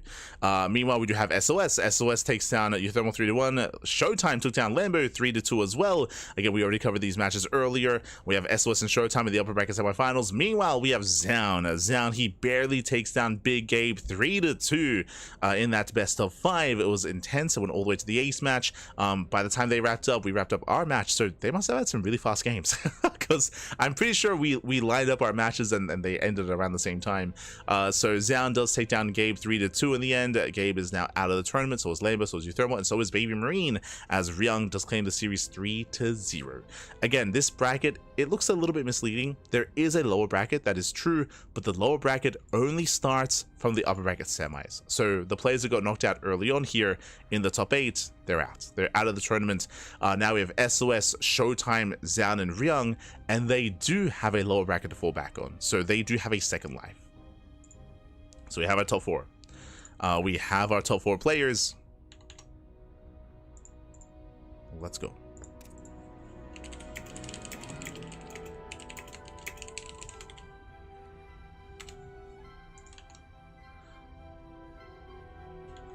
Let us go. As we have SOS versus ShoWTimE coming up first, and then we have Zoun versus Ryung. Oh, let's go. So 3 Koreans and 1 European here. I mean, again, I'll be honest, I feel like ShoWTimE has a really good shot. He has a really good shot. I do favor ShoWTimE coming up against SOS, and we'll see how he fares against Zoun and Ryung, as that is going to be a team kill. The Team Vitality boys, they're going to be facing off against each other. They're going to be facing off momentarily. Who do we favor here? I mean, I do favor ShoWTimE over SOS. I want to say I favor ShoWTimE over Ryung as well. Like, Ryung, he has renowned TBT. Like, give Ryung Maru, give him Gumiho, give him Kyor, give him Byeon, give him Clem's Terran. And I do favor Ryung. But against Protoss, I do lean towards Zoun here. Like, Zoun has been looking much more impressive as of late in the PvT matchup. Zoun has been looking impressive, and I want to believe, like, ShoWTimE, he has a good chance here to claim the entire thing here. I do think it's going to come down to ShoWTimE versus Zoun, but of course, Ryung and SOS, they both have the opportunity to break through as well, to upset. SOS, he had an interview earlier, and he himself did say that when it comes to PvP, like, I don't think he doesn't really have a plan. He said something along the lines of, like, I'm gonna do, like, whatever, like, it's gonna be a chaotic one. So yeah, I mean, that can go either way as well. True. You can never count SOS out. Never count him out. No. But we might be wrapping up here. I still have to confirm. Basically, on Wikipedia, it says that both upper bracket semis start at the same time. I don't know if that's going to be the case, though. I mentioned this before, but basically, we were going to play it by ear. We're going to play it by ear. Either the mainstream casts everything, or if the upper bracket quarterfinals took a little bit too long, then we might mix it up.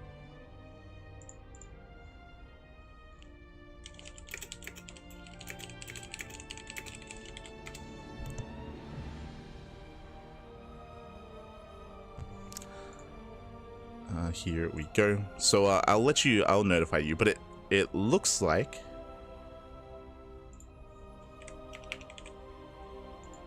the mainstream, they're going to be covering ShoWTimE versus SOS, and from my understanding, it looks like Zoun versus Ryung is going to happen at the same time, and that's going to be here on this channel.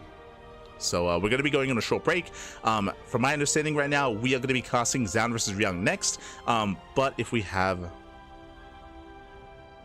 Okay, yeah, we have confirmation. Okay, we're good to go. We are good to go.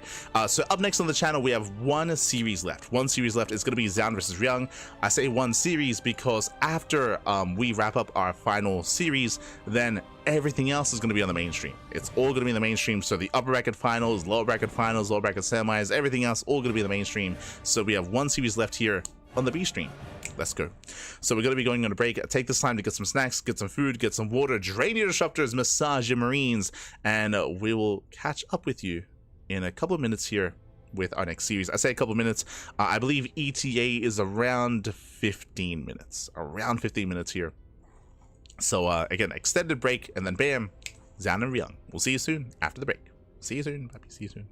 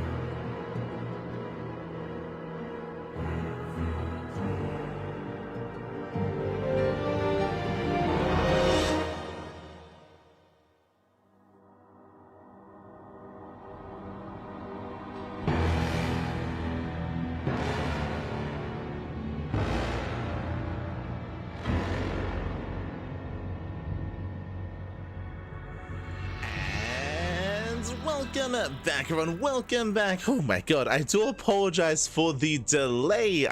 We did have an extended break here, but we have returned with the HomeStory Cup 27. I'll pop back in soon. 27 playoffs, the final day here of HomeStory Cup, and we are jumping into our fresh best of 5. We are jumping into the upper bracket semi-finals.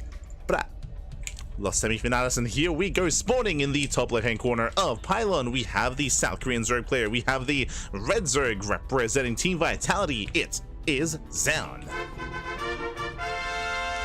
And spawning in the bottom right hand corner, we have his opponent. We have the South Korean Terran player, the Blue Terran, representing Team Vitality as well as their teammates. It is Ryung.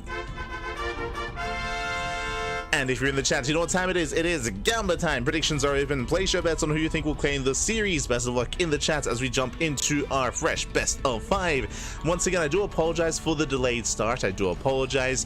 We were meant to begin a little bit earlier, but we were looking for the tuna. The tuna was missing, Pappy. The tuna was missing. We found the tuna. He was eating pizza, of all things. He was missing. We were trying to find him. We have found him, of course. Vitas is done. Now we can jump into our series, and here we go. We have Zoun opening up with a proxy. Oh my god. Este Zoun, papi. The proxy is upon us. Meanwhile, Ryung is going for an economic opener. Economic opener going for a rack to expand. Single gas opener out of our South Korean Terran player. And Zoun, his opener is designed to try to punish an economic start. Let's go. So far, things are lining up here for Zoun. Again, Ryung, he should be going for a CC on the low ground after the racks, going for a delayed factory. As a result, the factory is going to be later, the Hellion's going to be later, it's going to be delayed, which means the excess units here of Zoun can excel. As here comes that CC, and the goal, again, should be to delay. This command center. As the gateway is in production, first one is done. I was going to say, typically we go for the gateway, we go proxy zealots rallying across the map, and then we reinforce with adepts. We'll see how we open up here. Gateways are done. Ooh, we are waiting for the cyber core. Okay, so we're not rushing into the first zealots, waiting for the cyber core. From here, there we go. Adepts are on the way. Adept from back at home, and the stalker from across the map. And again, the goal here should be to shut down that command center. For the time being, Ryung isn't aware. Ryung, he has not scouted across the map. He's not aware what's going on, and no SCV scout. He's checking with Marines, though. He's checking the third base location. He's checking the, just outside the bases as well. But so far, he is none the wiser. And here comes the stalker, and again, the goal here is the SCV. Stalker has revealed, or is revealed.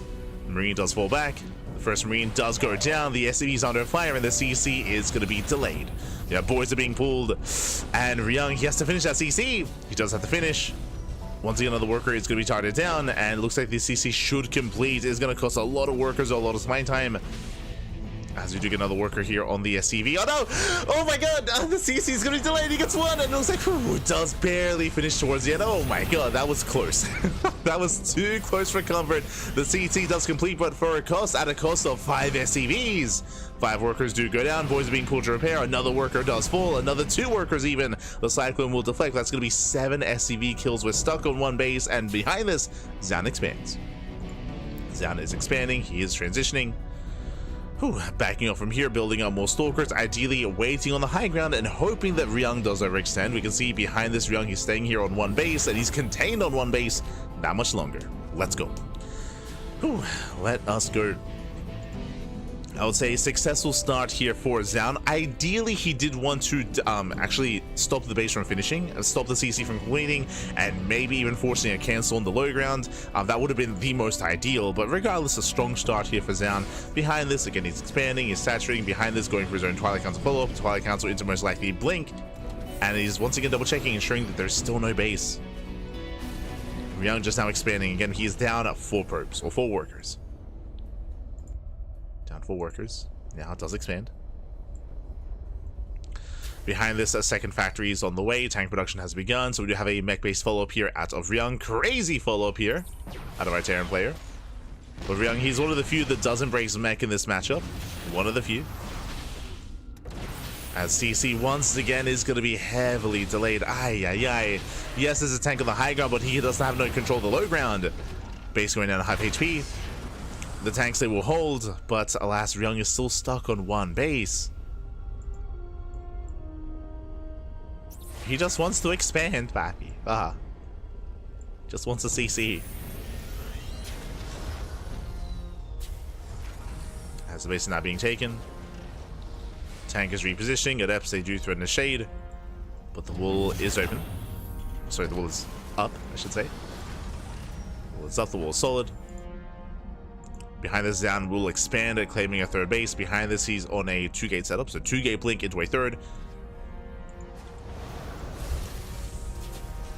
Is an economic build here by Zoun, as he will expand before his gases. So before the gases, before the robo, before the follow-up here, does take his third base. Just now taking his gases, working towards eventually splash damage. As we have a third factory, let's go. Now, the one thing that I will say in favor of Ryung here is that there's no scout into the main. Zoun, he does not know what's coming his way. We have Macful accelerators, we have another factory, we have full-blown mech. And based on what Zoun has seen, he can't really confirm that yet. He's seen 2 tanks, he's seen 2 cyclones. Ah, now it is. now he dives into the main base with hallucination. He confirms all the factories. Now he's fully aware of what's going on. He also saw the researching tech lab, so he knows that Macful accelerators is going to be on the way as well. And from here, Zoun is going to need charge. Charge, forge, upgrades, immortals. Yep, speaking of, there it is. Charge immediately does begin. Charge is on the way. When it comes to this kind of mech-based composition, Zealots are ideal just because of how cheap they are. Likewise, they do a great job at tanking and baiting out Macful, or I should say lock-ons from the Cyclones. They do a great job tanking. And a great job supporting Stalkers. Also a great job at diving on top of siege lines and on top of tanks as well.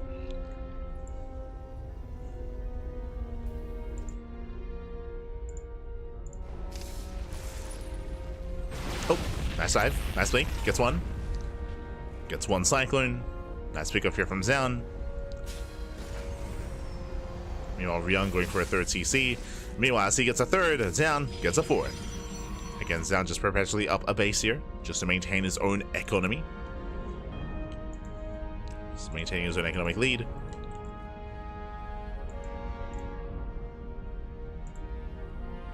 Charge is now finishing. There's a Forger +1.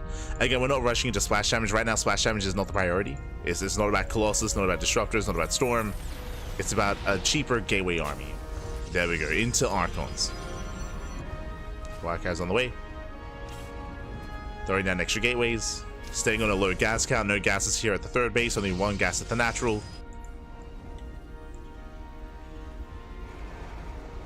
Just fixated on purely mineral income for all those charge lots. Speaking of, Zelda moving out. Immortal as well. Now, Zoun, he should not be pushing into this position. Right? You can see how heavily fortified it is. We have Widow Mines, we have tanks, we have Cyclones, we have Sim City as well. Ideally, you want to wait for Ryung to break out, like this. So Ryung, he's spreading himself thin, moving out into the open, at least further out into the open to expand and take the third. Now Zoun can break forward. Speaking of, ooh, doesn't quite get the Cyclone. But now this area is more accessible here for Zoun. And Zoun is looking for a way in. Rotating over. Behind the story now more gateways. Again, still staying on a low gas count. Observer gets caught. Nice catch there from Ryung. Very nice.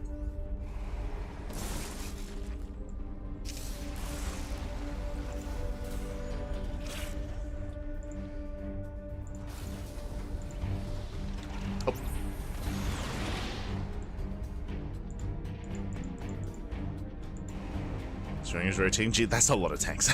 That's 7 tanks. Again, as we mentioned before, like Zoun, he does not want to push into this, and I'm loving the SimCity here. CC is on the way, again, creating a choke point here for his tanks. Zoun will take another base. So now he pokes in, he up, nibbles away at the army. Rotating back around to drop in towards the natural. Going for a Zealot drop. Building up more upgrades. And Ryung is looking secure. Again, this third base is a little bit more exposed as the tanks are further back.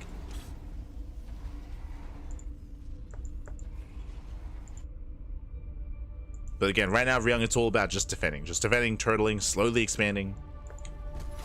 Drop into the mineral line. Denies some mining. Nothing major. Going for the warp into the main. Does force a bigger reaction at the same time. Zoun pushing in. And can he get himself the tanks? He can. There we go. One tank goes down. He gets one. Going for the other. Boys are being pulled. Zealous, they do catch out the tank line. And it looks like he will break through. 3, 4, 5, 6 tanks going down. Takes on the middle line as well. And again, Ryung just out of position. He did respond too hard to the prism. And with that, Zoun can pull away. Zoun, he lost a lot of his gateway army here, but it was worth it. It was more than worth it. As the Cyclone army does rotate. Does force Zoun back. But again, he got he got tanks, he got the economy, got 19 SEVs. Solid cleanup. In the end, it was 5 tank kills, 3 from Zoun, 2 from friendly fire. So 5 tanks went down. And Zoun is maxed. Zoun is about to max out. And at this point, because of his heavy supply lead, he can fight it efficiently. He can just push into the siege line. And even if he doesn't kill Ryung, even if he just kills maybe 3 tanks and a couple of cyclones and the mineral line, it's worth it. Even if he trades out his army. Because he can just rebuild and remax. As Zoun, he has a bank. He has a bank. He has all the bases. He has all the economy. Now he's moving in. And with that, does once again break down that siege line. 3 more tank kills. And he's not going to stop. Yeah, he's not going to stop. Zoun's coming from behind. GG gets called. And Zoun, he takes game number 1. Whew. GG. GG will play it again. Just a really solid start out of Zoun. Winding it back. Remember, Zoun, he opened up with a proxy across the map, a proxy gateway, 2-gate opener. He was able to punish Ryung so hard at the start of the game. Remember, he killed 5 SCVs. I think in total he killed 7 in total, 7 SCVs. He delayed the expansion. He did force it to be lifted, and he contained Ryung for such a long time on 1 base. We even saw Ryung try to re-expand, and then it was forced to lift again for a 2nd time. As it was just a really rough start, a really rough opener there for Ryung, as he failed to, he was unable to scout. He went for an economic opener as well. And alas, he did just lose too many SCVs trying to save that CC and trying to get it up and running. From there, he was just perpetually contained. And he was unable to get any damage done across the map. Now that I think about it, there was never any drop play, there was never any move outs, no Hellion drop or Hellion run by or Cyclone counterattack or Liberate or anything like that. He was just perpetually stuck at home. Zoun, he was left alone the entire game to do whatever he wanted, to do whatever he so chose to. GG. GG well played. With that, we're now getting into the next game. We're getting into game number 2. Let's go. And spawning in the top right-hand corner of the ley lines, we have the South Korean Protoss player. We have the Red Protoss representing Team Vitality, leading the series 1-0. It is Zoun. And spawning in the bottom left-hand corner, we have as opponent, we have the South Korean Terran player. We have the Blue Terran representing Team Vitality down in the series. We'll see if he can bounce back and make a series out of this. It is Ryung. Here we go. And again, when it came to game number 1, we had Ryung almost stabilized as well, right? He was building up a hefty tank count, he was securing himself, but again, Zoun, he wasn't overextending, right? He was poking, prodding, he never overcommitted or overextended into the tank line. The only time he really committed to a fight was when he got the prism into the main, right? He was able to create an opening, he did just tear Ryung apart. Ryung, he overreacted, or he had to react to the prism, and he had to react to the warp in as well, so he exposed himself, and GG well played. Zoun, he was able to just pull apart the attention and the army of Ryung.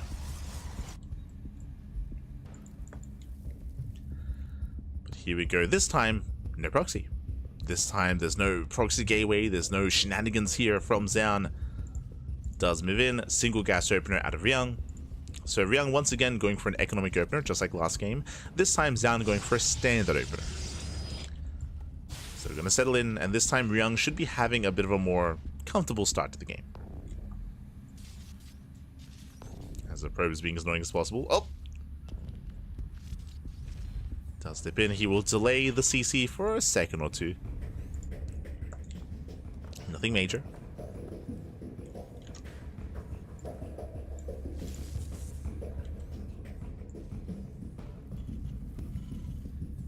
Nothing major here.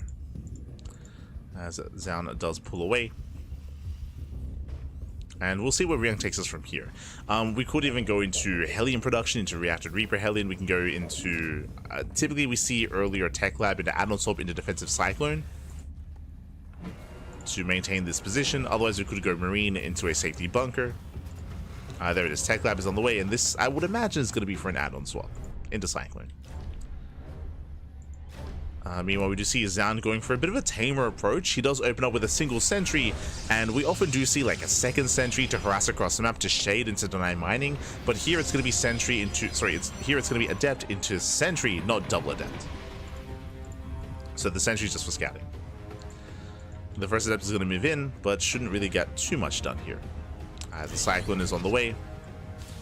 Command center is done. And the adept can get one worker kill.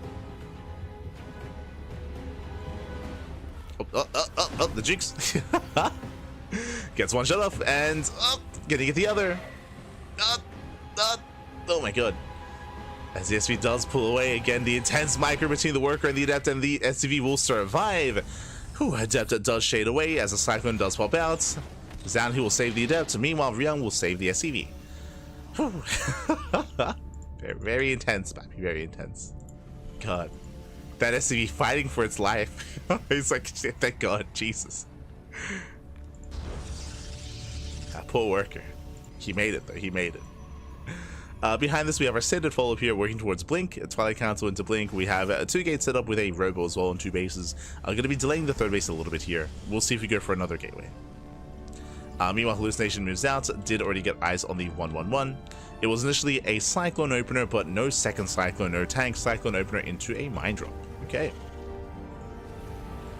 Now, this drop isn't really too committed here. It's only 2 Widow Mines. This is mainly for scouting. Can get some damage, but more than anything is designed to get a read on what's going on. He needs to make sure there's no 4-gate blink setup. There's no hyper greedy build, overly aggressive build. There's no hidden tech. There's no Stargate, true.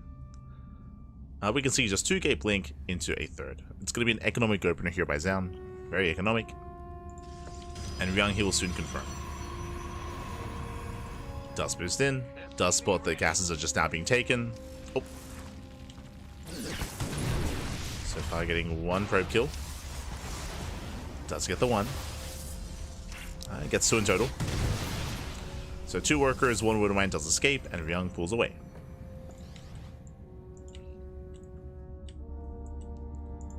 See Zoun trying to intercept. Nice moves there by Ryung. He does pull away. Does pull away nicely. Does escape. Behind this, going to his own bio setup. Again, we had mech in game 1, but it also felt like we just had mech in game 1 because Ryung fell behind. So it felt almost necessary to try to recover and turtle and defend. This time it's a more stable start.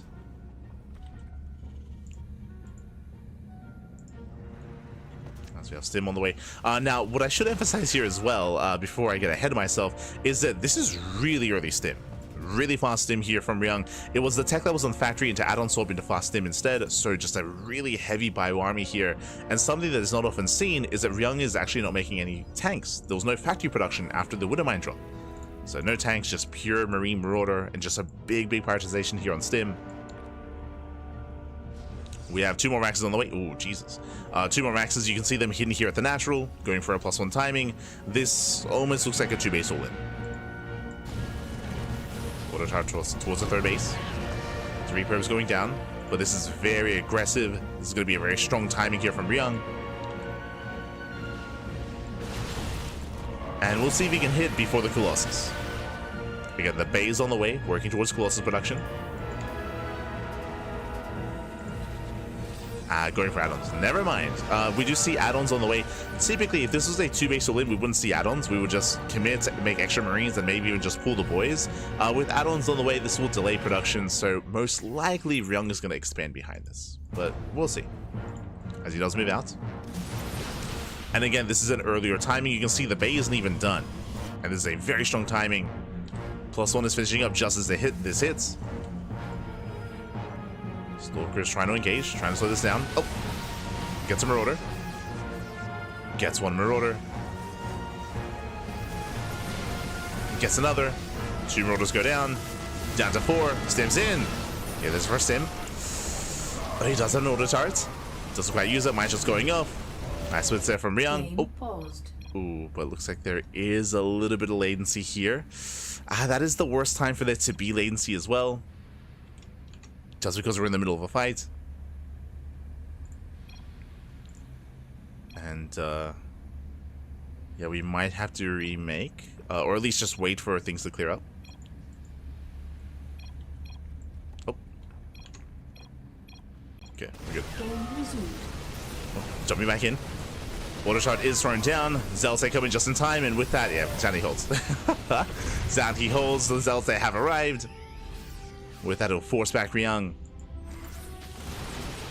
And again, this timing was designed to break the third, and it's failed to do so. Ryung being forced back. Again, the mine shots weren't good enough either. Say that, running out of Zeltse, the Immortal has arrived as well. Ryung stimming in, but nice controlling from Zoun. Zoun, he will clean this up. Mine shot goes off, but Zoun, he shuts this down. And remember, behind this, there's no third CC. There's no third base. Ryung, he's committed. He does hold the line, but he needs more than this. And now here comes the Colossus. Colossus almost done. Again, this timing was designed to break Zoun before the Colossus. Failed to do so. And now Ryung is falling behind. He's falling behind here. Zoun, he's up in workers, up in economy. Now we'll take a fourth base. He's going to be up 2 bases compared to Ryung.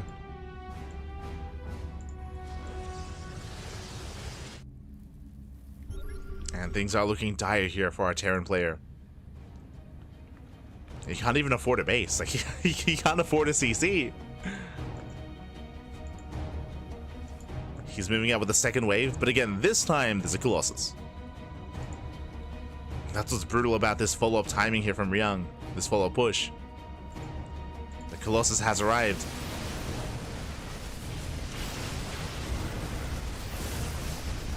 Cancel. Violent goes down. Zoun going for a run by at the same time. I mean, there's no CC to deny.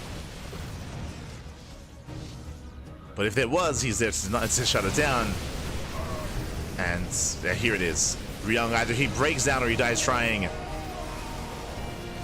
Match just going off. Nice mic, very nice mic connections on those Zealots. We have so many war drones behind this. 3 more mine shots available to go off. The mines are connecting.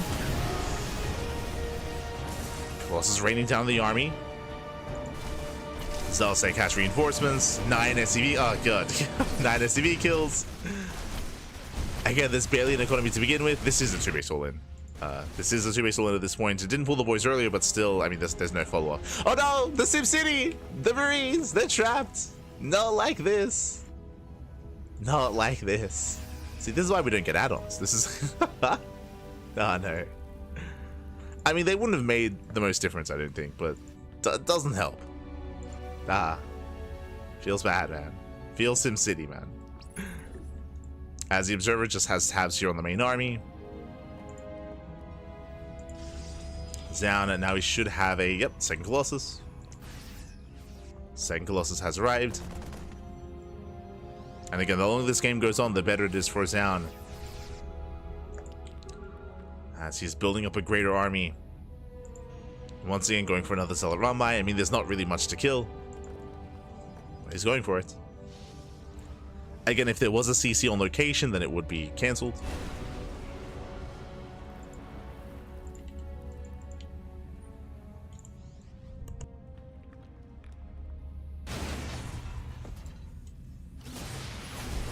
Once again, catching reinforcements. There are a couple of Vikings. Okay. This is what, 3 Vikings. And they're being targeted down. They will get 1 Colossus.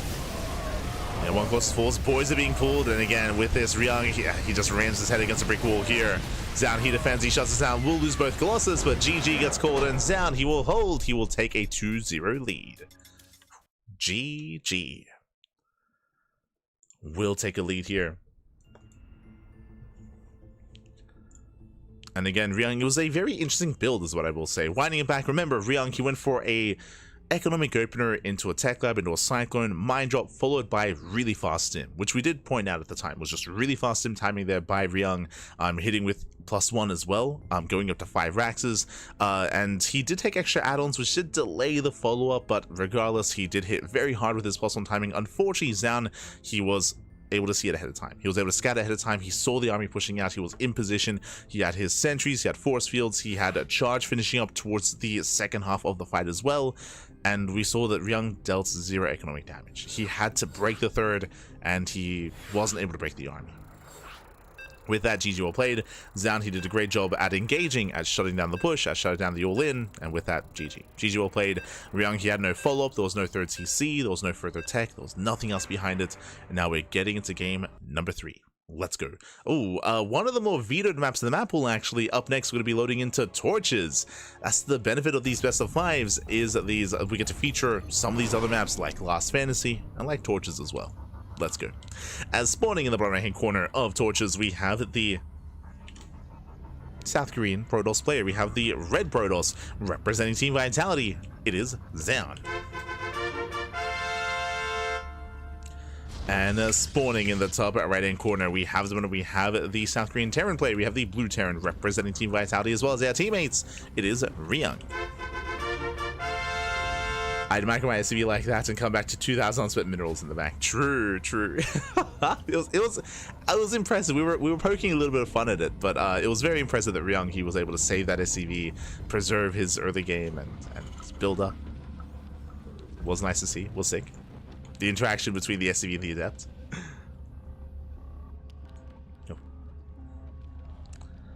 But here we go. Double gas. Okay, double gas opener out of Ryung. This time Ryung is going for a delayed CC, but before we get into the builds themselves, welcome one and all to Torches. Torches is the second most vetoed map in the map pool. It's a rare sight, but we do get to experience Torches in best of 5s at least. So best of 5s, we get to see it a little bit more often. This map has a very short rush distance by air. So rush distance by air is very short from base to base. Because of that, we actually have seen some Stargate openers. Stargate openers have actually risen in popularity on Torches. Likewise, Banshee openers as well have also been quite popular. On top of that, we have these golden walls here, similar to El Dorado. True, similar to El Dorado, but again, the rush distance by ground is also shorter on this map than on El Dorado if both players mine through these minerals. You can open up the southern half, and you can open up access to the gold base as well. Gold bases are also going to be a factor. We have gold bases on the left hand side as well, and we also have a healing pad. This healing pad doesn't have air blockers, so any units can take advantage of the healing pad as well. On top of that, short rush distance by ground. It's just it's a small map, it's chaotic, it has its own quirks, and again is often vetoed. Another big feature specific to this matchup is, fun fact, there's no Reaper cliff into the main. Usually there's a cliff here, there's a cliff face into the main base for scouting information. On this map, because of the terrain itself, there's no cliff. There's no cliff into the main. You have to go through the natural, then just go straight into the main base itself, which makes it more difficult to scout. As you can see here, the Reaper is denied, and the Reaper has seen nothing yet, except for the expansion, which is as you would expect. So scouting to the main base with your Reaper early on is more difficult on this map. Oh, as a probe is caught, not bad. Takes out the probe. The Reaper will escape. Does barely get away. Did I speak too soon? Oh my god, one more shot. Oh, Jesus. Barely gets away, does escape back at home. Twilight Council opener out of Zoun. But what is scary, as I just mentioned, is that we have seen Stargate openers rise in popularity here, so Ryung doesn't know. For all he knows, there could be a Stargate, or there could be a Twilight Council, could be a Robo, could be anything. Hallucination comes in. Remember, double gas opener, faster factory, faster starport. It's going to be a Cyclone opener here into Medevac, but this could lead into, after the Cyclone, an add-on top into Banshee play. So we have to keep an eye here on Ryung. We'll see how he does handle that tech lab. But now you can see Hallucination as well. He's trying to see if it's going to be a Widowmine or a Cyclone. It is not uncommon to go for a tech lab, then make a mine, then add on top as well. So here comes a second Hallucination. And we'll get eyes on the Medevac. Does confirm the drop. Oh, he's going to be zoned away. And the Hallucination does confirm no add-on swap, but we do have a tech lab on the way being built on the starport. Also, second racks. No mech. No mech, not this time. Tank production has begun. Remember, we didn't see a single tank last game. It was early stim. This time, much more standard follow-up. Oh. Cancels the tank. Okay. Okay. You have my attention. The drop is going to be denied. It's going to be zoned away. 0 tank production, going for an add-on swap. We're going for early stim again. Not as fast as last game, but I believe, yep, add-on swap into stim. No tanks, no Banshee, no Raven. Okay, so this is going to be another strong stim timing. It's not going to hit as quickly as last game, but is more quirky nonetheless. It's more unorthodox. That's maybe a better way of putting it. Meanwhile, he gets scattered. Hallucination does confirm, does see everything. Yeah, it does get eyes on the add-on swaps. Is now where there's zero tank production. Third base is on the way.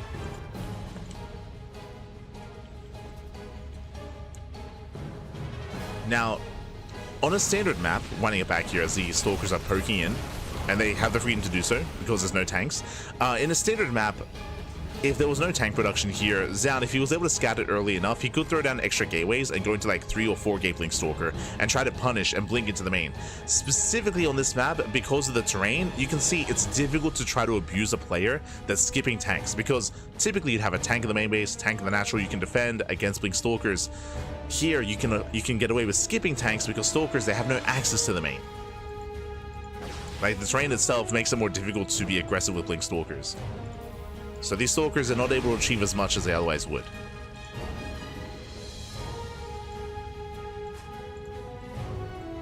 So what I'm getting at is that this build specifically from Ryung is safer on torches than on other maps. Behind this, the gateway explosion, rushing into Storm. Let's go. Storm is on the way, charge alongside it.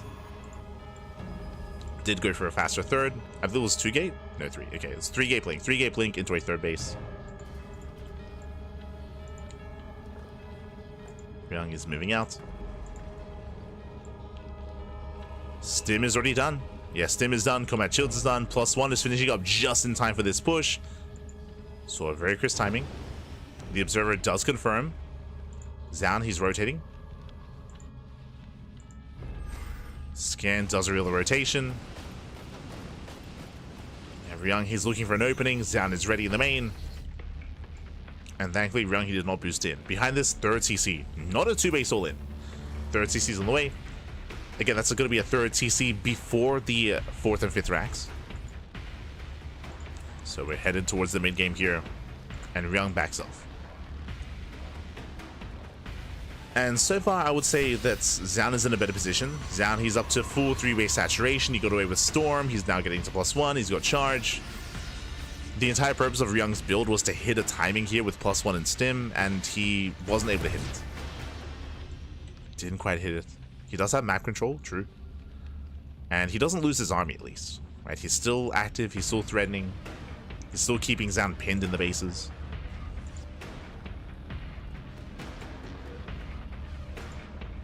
Hallucination goes in. Hallucination confirms that third CC. Now he knows.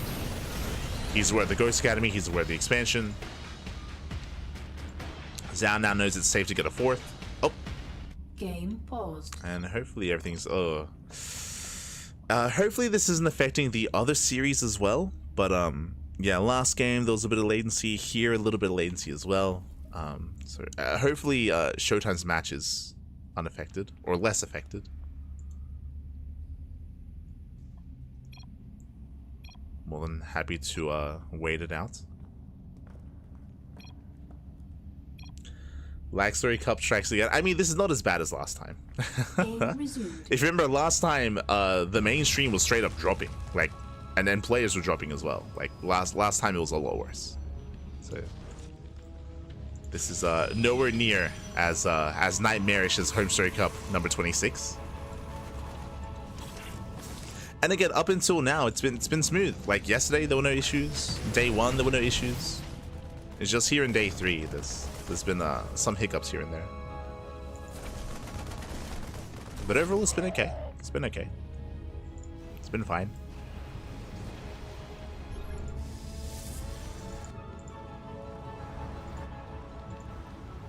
Yo, someone tell Dennis to stop downloading on Steam. Like, what's... Este Dennis. Aye. Now, much love to take, much love. As the game does calm down. Again, Zoun, he is, of course, taking his fourth base. Remember, sorry, winding it back. Remember, Zoun, he saw the 30. He saw the third CC. That is the prompt to take a fourth. So he's expanding, getting another base. Likewise, Storm is done. Now working towards Colossus, refining his splash damage, diversifying his splash damage. But we have a game. We have a setup here. This third is so difficult to defend. As you can see, it's on the low ground. It's open here from all angles of attack. That's another awkward part of this map as well. Is some of the bases are more difficult to maintain. Ooh, a storm safe. Oh god, it does run into the storms. The storms, they do not stop. Ryung, he does take the storms to the face, and Zoun is just going for it. He's just going for it. He's going to chase down Ryung. Brutal storms. At the same time, Zella run by into the naturalist. If he's going to be going down, and in the blink of an eye, everything just goes south. Everything just falls apart.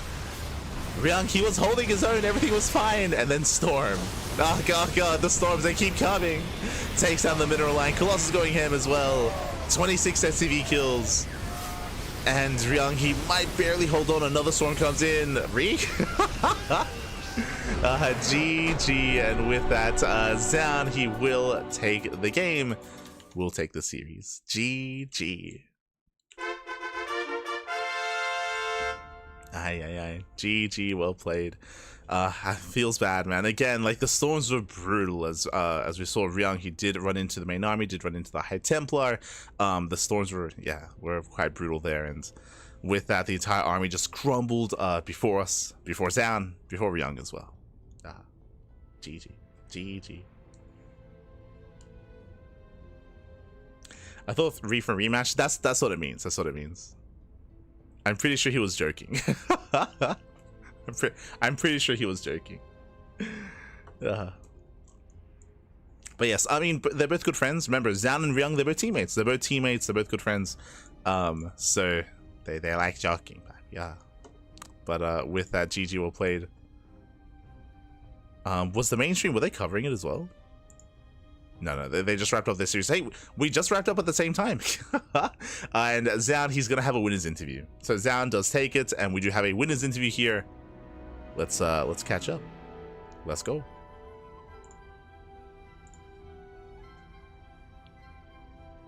They got Zoun on the casting couch. We got Luke. Watched that many of your games, but how do you feel like it went?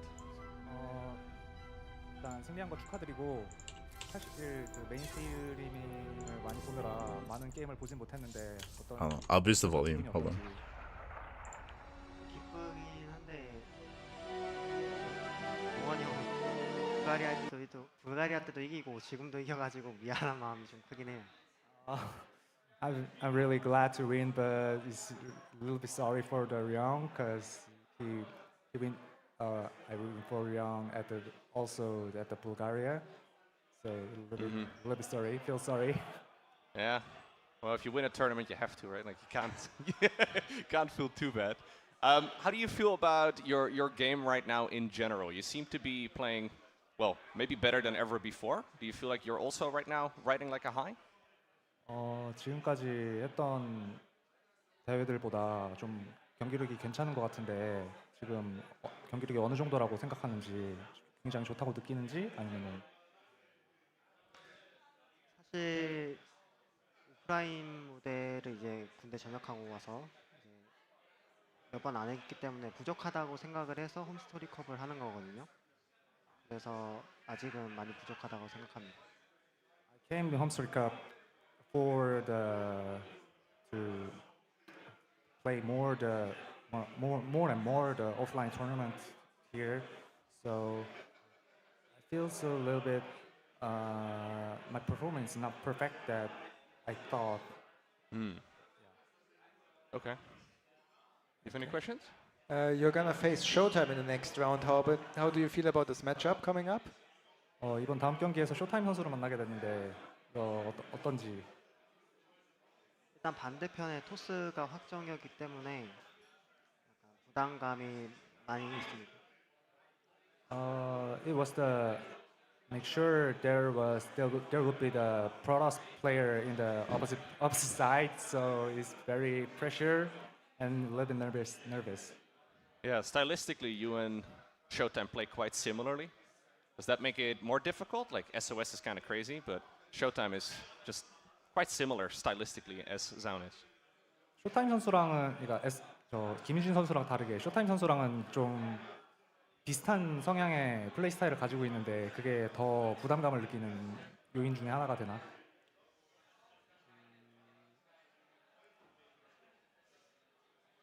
일단 운영도 잘하고 그다음에 전략도 잘 쓰는 선수라고 생각을 하기 때문에 부담감이 더 있기는 합니다. Feels more pressure because ShoWTimE is really good at macro game and also he used a very special strategy builds.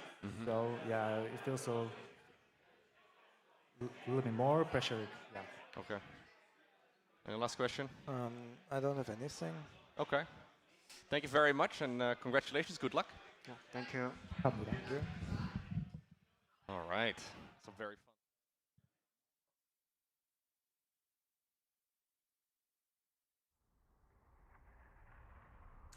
And yeah, shout out to Loco, shout out to Tassad. I believe that was Tassad as well on the casting couch with Loco for having that interview with Zoun. It would have been nice if they asked him a little bit about, you know, about traveling to HomeStory Cup again. I think Zoun, he's been to HomeStory Cup before, or is this his first one? I have to double check. Oh, Jesus. I'll have to double check. HomeStory Cup 26. Was he there? 26. I know that a lot of the Team Vitality boys were there, but that was before Zoun joined. Yeah, if I'm not mistaken, I think this might be the first HomeStory Cup that Zoun is in. So it would have been nice if they asked him a little bit about it, a little bit about the atmosphere, a little bit about the vibes, the tournament itself, the setting, you know, whether he's gonna get some drinks and have a good time before his next match. Yeah, it would have been fun to have heard a little bit more about, you know, Zoun as a person more so than the games themselves. But regardless, with that, GG, well played. Zoun does claim the series, does take the 3-0, and with that, we have our bracket. We have our updates. Let's go. We have the updated bracket here. Exclamation mark being the chance to have a look at the bracket yourselves. Here we go. Okay. Here we go as we do, there we go, head on down. ShoWTimE just took down SOS 3-2, went all the way to the ace match. Oh my god, it was very intense, very back and forth. ShoWTimE does claim it. ShoWTimE advancing on to the upper bracket finals. Meanwhile, Zoun, of course, we just covered, took down Ryung 3-0. And we have a ShoWTimE versus Zoun in the upper bracket finals. Meanwhile, we have SOS versus Ryung in the lower bracket finals as well. I believe the mainstream, they have it from here on forward. They're going to be covering SOS and Ryung. They're going to then jump up and cover ShoWTimE and Zoun. Then they'll go back down, cover lower bracket finals, and then bam, the grand finals thereafter. Ooh, so if you want to tune into the rest of this tournament, and I do recommend, check out the mainstream, exclamation, I should say twitch.tv/TakeTV. Again, it's going to be covered by those over at the event itself. And again, HomeStory Cup is always a lot of fun. Typically, it's a little bit different just because they have a rotating cast of casters. I say that. They have a rotating cast of casters, players, community members. You know, they bring on some of the other players. Sometimes, I mean, yesterday they just had on Tassad. He's like a high-ranking, I think, admin or player manager of the Platinum Heroes, or at least he was a player manager. I think he's just an admin or an officer, I should say, for Platinum Heroes. A big member of the community, running events as well. We have Loco there, of course. We had the SC Historian. I saw Bomioja, he was also there as well on the casting couch. Magnath, all the players, of course. I saw Eon Blue. I love Eon Blue. He's good. I love Eon. It's the Eon Blue. Eon Blue, he's also there, and many others. So yeah, it's definitely worth checking out, and it's definitely a great vibe and atmosphere to be a part of as well. You know, one of the highlights of yesterday was the French crowd and the rest of the crowd as well, just getting behind Shino against SOS was beautiful to see. Just the crowd chanting. They were chanting the French national anthem for their boy Papi. It was beautiful. So it was amazing. And it's great to see, at least for this event, that ShoWTimE, there's some German representation, right? They had ShoWTimE, Lambo, and Big Gabe as a part of the top players here in the playoffs, and they still have, you know, a home field player as a part of the event as well, which is going to mean a lot to the crowd at Krefeld in Germany. So I'm sure they're going to get wild. I'm sure they're going to get wild for a ShoWTimE. So he will have that home field advantage. Coming into this, when it comes to who I think is going to be favored here, it's a hard one to call. I mentioned earlier that, like, you know, in my mind, when we started the broadcast, how like Zoun and ShoWTimE, they're like the two that stand out to us here. I mentioned before that Ryung, his matchup is TBT, like he can take it to any Terran player in the world, but his other matchups are a little bit weaker. SOS, like he is a historic player, he has a legacy behind him, and in PvP, anything can happen, true. But actually, I want to say that SOS versus Ryung is going to be a close one. I think Ryung has a good chance there. I think it's going to be close. I look forward to it. I think it's going to be a banger of a series. ShoWTimE versus Zoun, it's going to be a hard one to call. I think Loco was saying that, like, oh, Zoun, how do you feel about ShoWTimE? He's a little bit more similar to your playstyle. I mean, I don't know if Loco didn't watch GSL Season 2, but Zoun is an animal. If you remember, GSL Season 2, in the group stage, Zoun versus Hero, and even before that as well, Zoun, he cannon rushed Hero, and he won. Like, Zoun, he cannon rushed Hero, and he went for a proxy 1-base all-in, he went for a 2-base all-in. Like, Zoun did nothing but cheese against Hero in the most recent season of GSL. So Zoun has been hyper aggressive, and even before that, I remember Zoun, he was having a bit of a harder time in PvP, and he was even asking Hero for some advice about PvP as well. And I will say that Zoun, his PvP is much more aggressive nowadays, much more, at least from what we've seen in recent times. So that's not going to be, that shouldn't be just like your standard, like, quote-unquote European PvP where we get up to 2-3 bases, where we you know, a gentleman's agreement of just going into Blink Stalker, into Immortal, Archon Charge, into a 4th base, into a long macro game. That might happen at some point in the series, don't get me wrong, but I do think there's a high chance of some more aggression there. Also, if you know anything about ShoWTimE, and if you've been watching ShoWTimE versus MaxPax, or ShoWTimE versus Hero as well, ShoWTimE is also very cheesy as well. Like, ShoWTimE has a reputation of being like Demao, of being like a very defensive player. But specifically in PvP, ShoWTimE, he's willing to go for proxies, he's willing to go for all-ins. Like, there's no... Yeah, like the gloves are off. The gloves are off. The pants are down. Like, like PvP. Even someone is renowned for his like macro or defensive play as ShoWTimE. Even he is even more aggressive in PvP as well. So it's gonna be fun. It's gonna be fun. So best of luck to ShoWTimE, to Zoun, to SOS, and to Ryung as well. Of course, we're gonna be wrapping up here on the B stream. If you enjoyed the broadcast, if you want some more CranKy Ducklings, bam, you can see here. This was this last week's weekly schedule, but we do cast on a daily basis here on the CranKy Ducklings. I'm sure some of you are maybe watching for the first time. You're like, oh, you know, we just came for HomeStory Cup. We've been casting daily. We cast more StarCraft than anyone else out there, more than Wardy, more than Steadfast, more than anyone else. We cast typically twice a day, every single day for the past like 5 years. We started going full-time during COVID, basically, so 2020. Like, during COVID, that's when we started committing more time to StarCraft and devoting more time to StarCraft, to the point where we are now, where, again, we cast every single day, typically multiple times a day as well. This week, we took it easy because of HomeStory Cup. Technically, we could have been casting earlier as well, and we could have had more events over the weekend, but we wanted to make sure we were well rested, and we wanted to make sure that we were, you know, in good form for HomeStory Cup. It's a big event, so we wanted to make sure that we were good to go. But our next broadcast should be tomorrow, I believe. Wardy TV Monday. Let me just double check here. Yes. So actually, can I? Hey, you can see. Wardy TV Monday on Monday at 8 p.m. KST. You can see there on our Monday schedule, that's going to be our next broadcast. That is going to be in less than 24 hours time, so that's going to be our next cast. Also, we're going to be doing a replay cast on Tuesday morning of DreamHack Dallas. Basically, for those who don't know, we were also the B stream for DreamHack Dallas. We were also a side stream for DreamHack Dallas as well, and we were casting it live here on the channel. But despite us casting, despite the main stream also going on, and Steadfast was also casting DreamHack Dallas as well, despite that, there were still a lot of games that were never casted in the group stage, in the open stage. There were a lot of games that were never casted, so we are going to be catching up on some of those matches on Tuesday. I did want to try to at least cast all the matches that didn't get casted before EWC, because we're also going to be casting EWC as well. So that's going to be on the 1st of July. We have Uthermal 2-2 circuits as well. We have Pegasaur Cup. We have the Pondcast. You can see there on Thursday. If you're curious, what is the Pondcast? That is our weekly talk show, our weekly wrap up weekly wrap-up show of all things StarCraft, going over interviews and all the news and all the tournament results as well. Our last podcast just got uploaded to YouTube, and we were going over the Fear Dragon interview. Shout out to Ravi. Fear Dragon, he was at DreamHack Dallas, and there was a big interview with him and the SE Historian. Jumi just had an interview as well. We were going over that, and we were going over a bunch of other content, the StarCraft Delusion balance patch notes as well, and a bunch of everything else StarCraft. So again, that's our weekly talk show. Likewise, we also have a HomeStory Cup replay cast. True. Right, this is actually relevant to what we just covered here. Bam.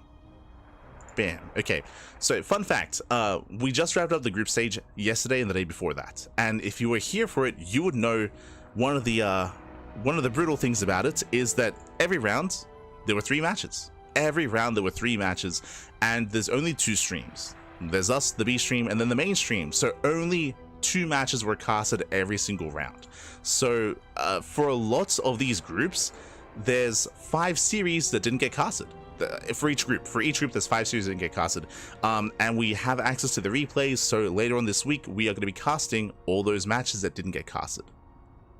So there's 5 series for Group A, 5 for Group B, 5 for Group C, and 5 for Group D. So we're going to be doing a replay cast, catching up on all these matches that didn't get casted.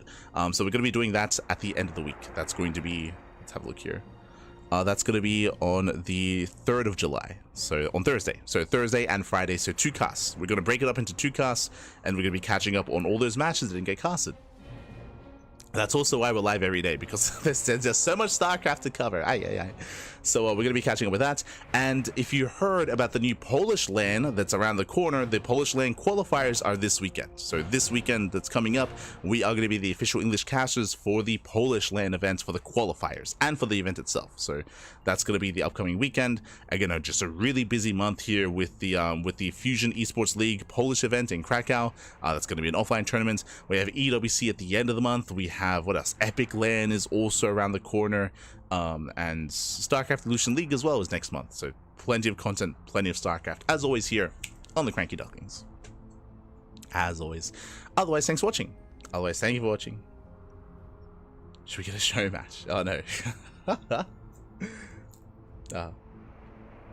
But yes, with that, we're going to be wrapping up here for the time being. But again, if you enjoy the content and if you want some more StarCraft, then consider following us here on the CranKy Ducklings. We also stream on YouTube at the same time. And if you see something that you like here, and if you cannot watch it live, then check us out on YouTube, because all the VODs are there on a daily basis. So plenty of VOD content, plenty of VODs are there, so you can watch them at your own convenience. Otherwise, we're done. Otherwise, wrapping up. Otherwise, thank you so much. Thank you so much for watching. Thank you so much for tuning in. And we're going to be giving the mainstream a raid. So give some love to everyone over at HomeStory Cup. We'll be raiding the mainstream, and they'll have you covered for the rest of the event. We'll be watching from here at home as well. From the chat, from the Twitch chat, we'll be watching. We'll be watching. We'll be there for all the PvPs. So thank you so much. Hope you all had a great time. Again, exclamation mark socials in the chats, and you get a link to our Twitter, Facebook, Instagram, YouTube, Discord, TikTok, Blue Sky, Mastodon, all things CranKy Ducklings. And we'll see you guys tomorrow for the Wardy TV Monday, or enjoy the rest of your weekend with HomeStory Cup. HomeStory Cup 27. Again, it's going to be amazing, going to be beautiful. Much love to Take, much love to Dennis and all those working behind the scenes. And do support the mainstream. Do support them. Otherwise, thanks for watching. We'll see you guys next time. Until then, ciao, bye, ciao. Hasta luego. Have a great rest of your weekend.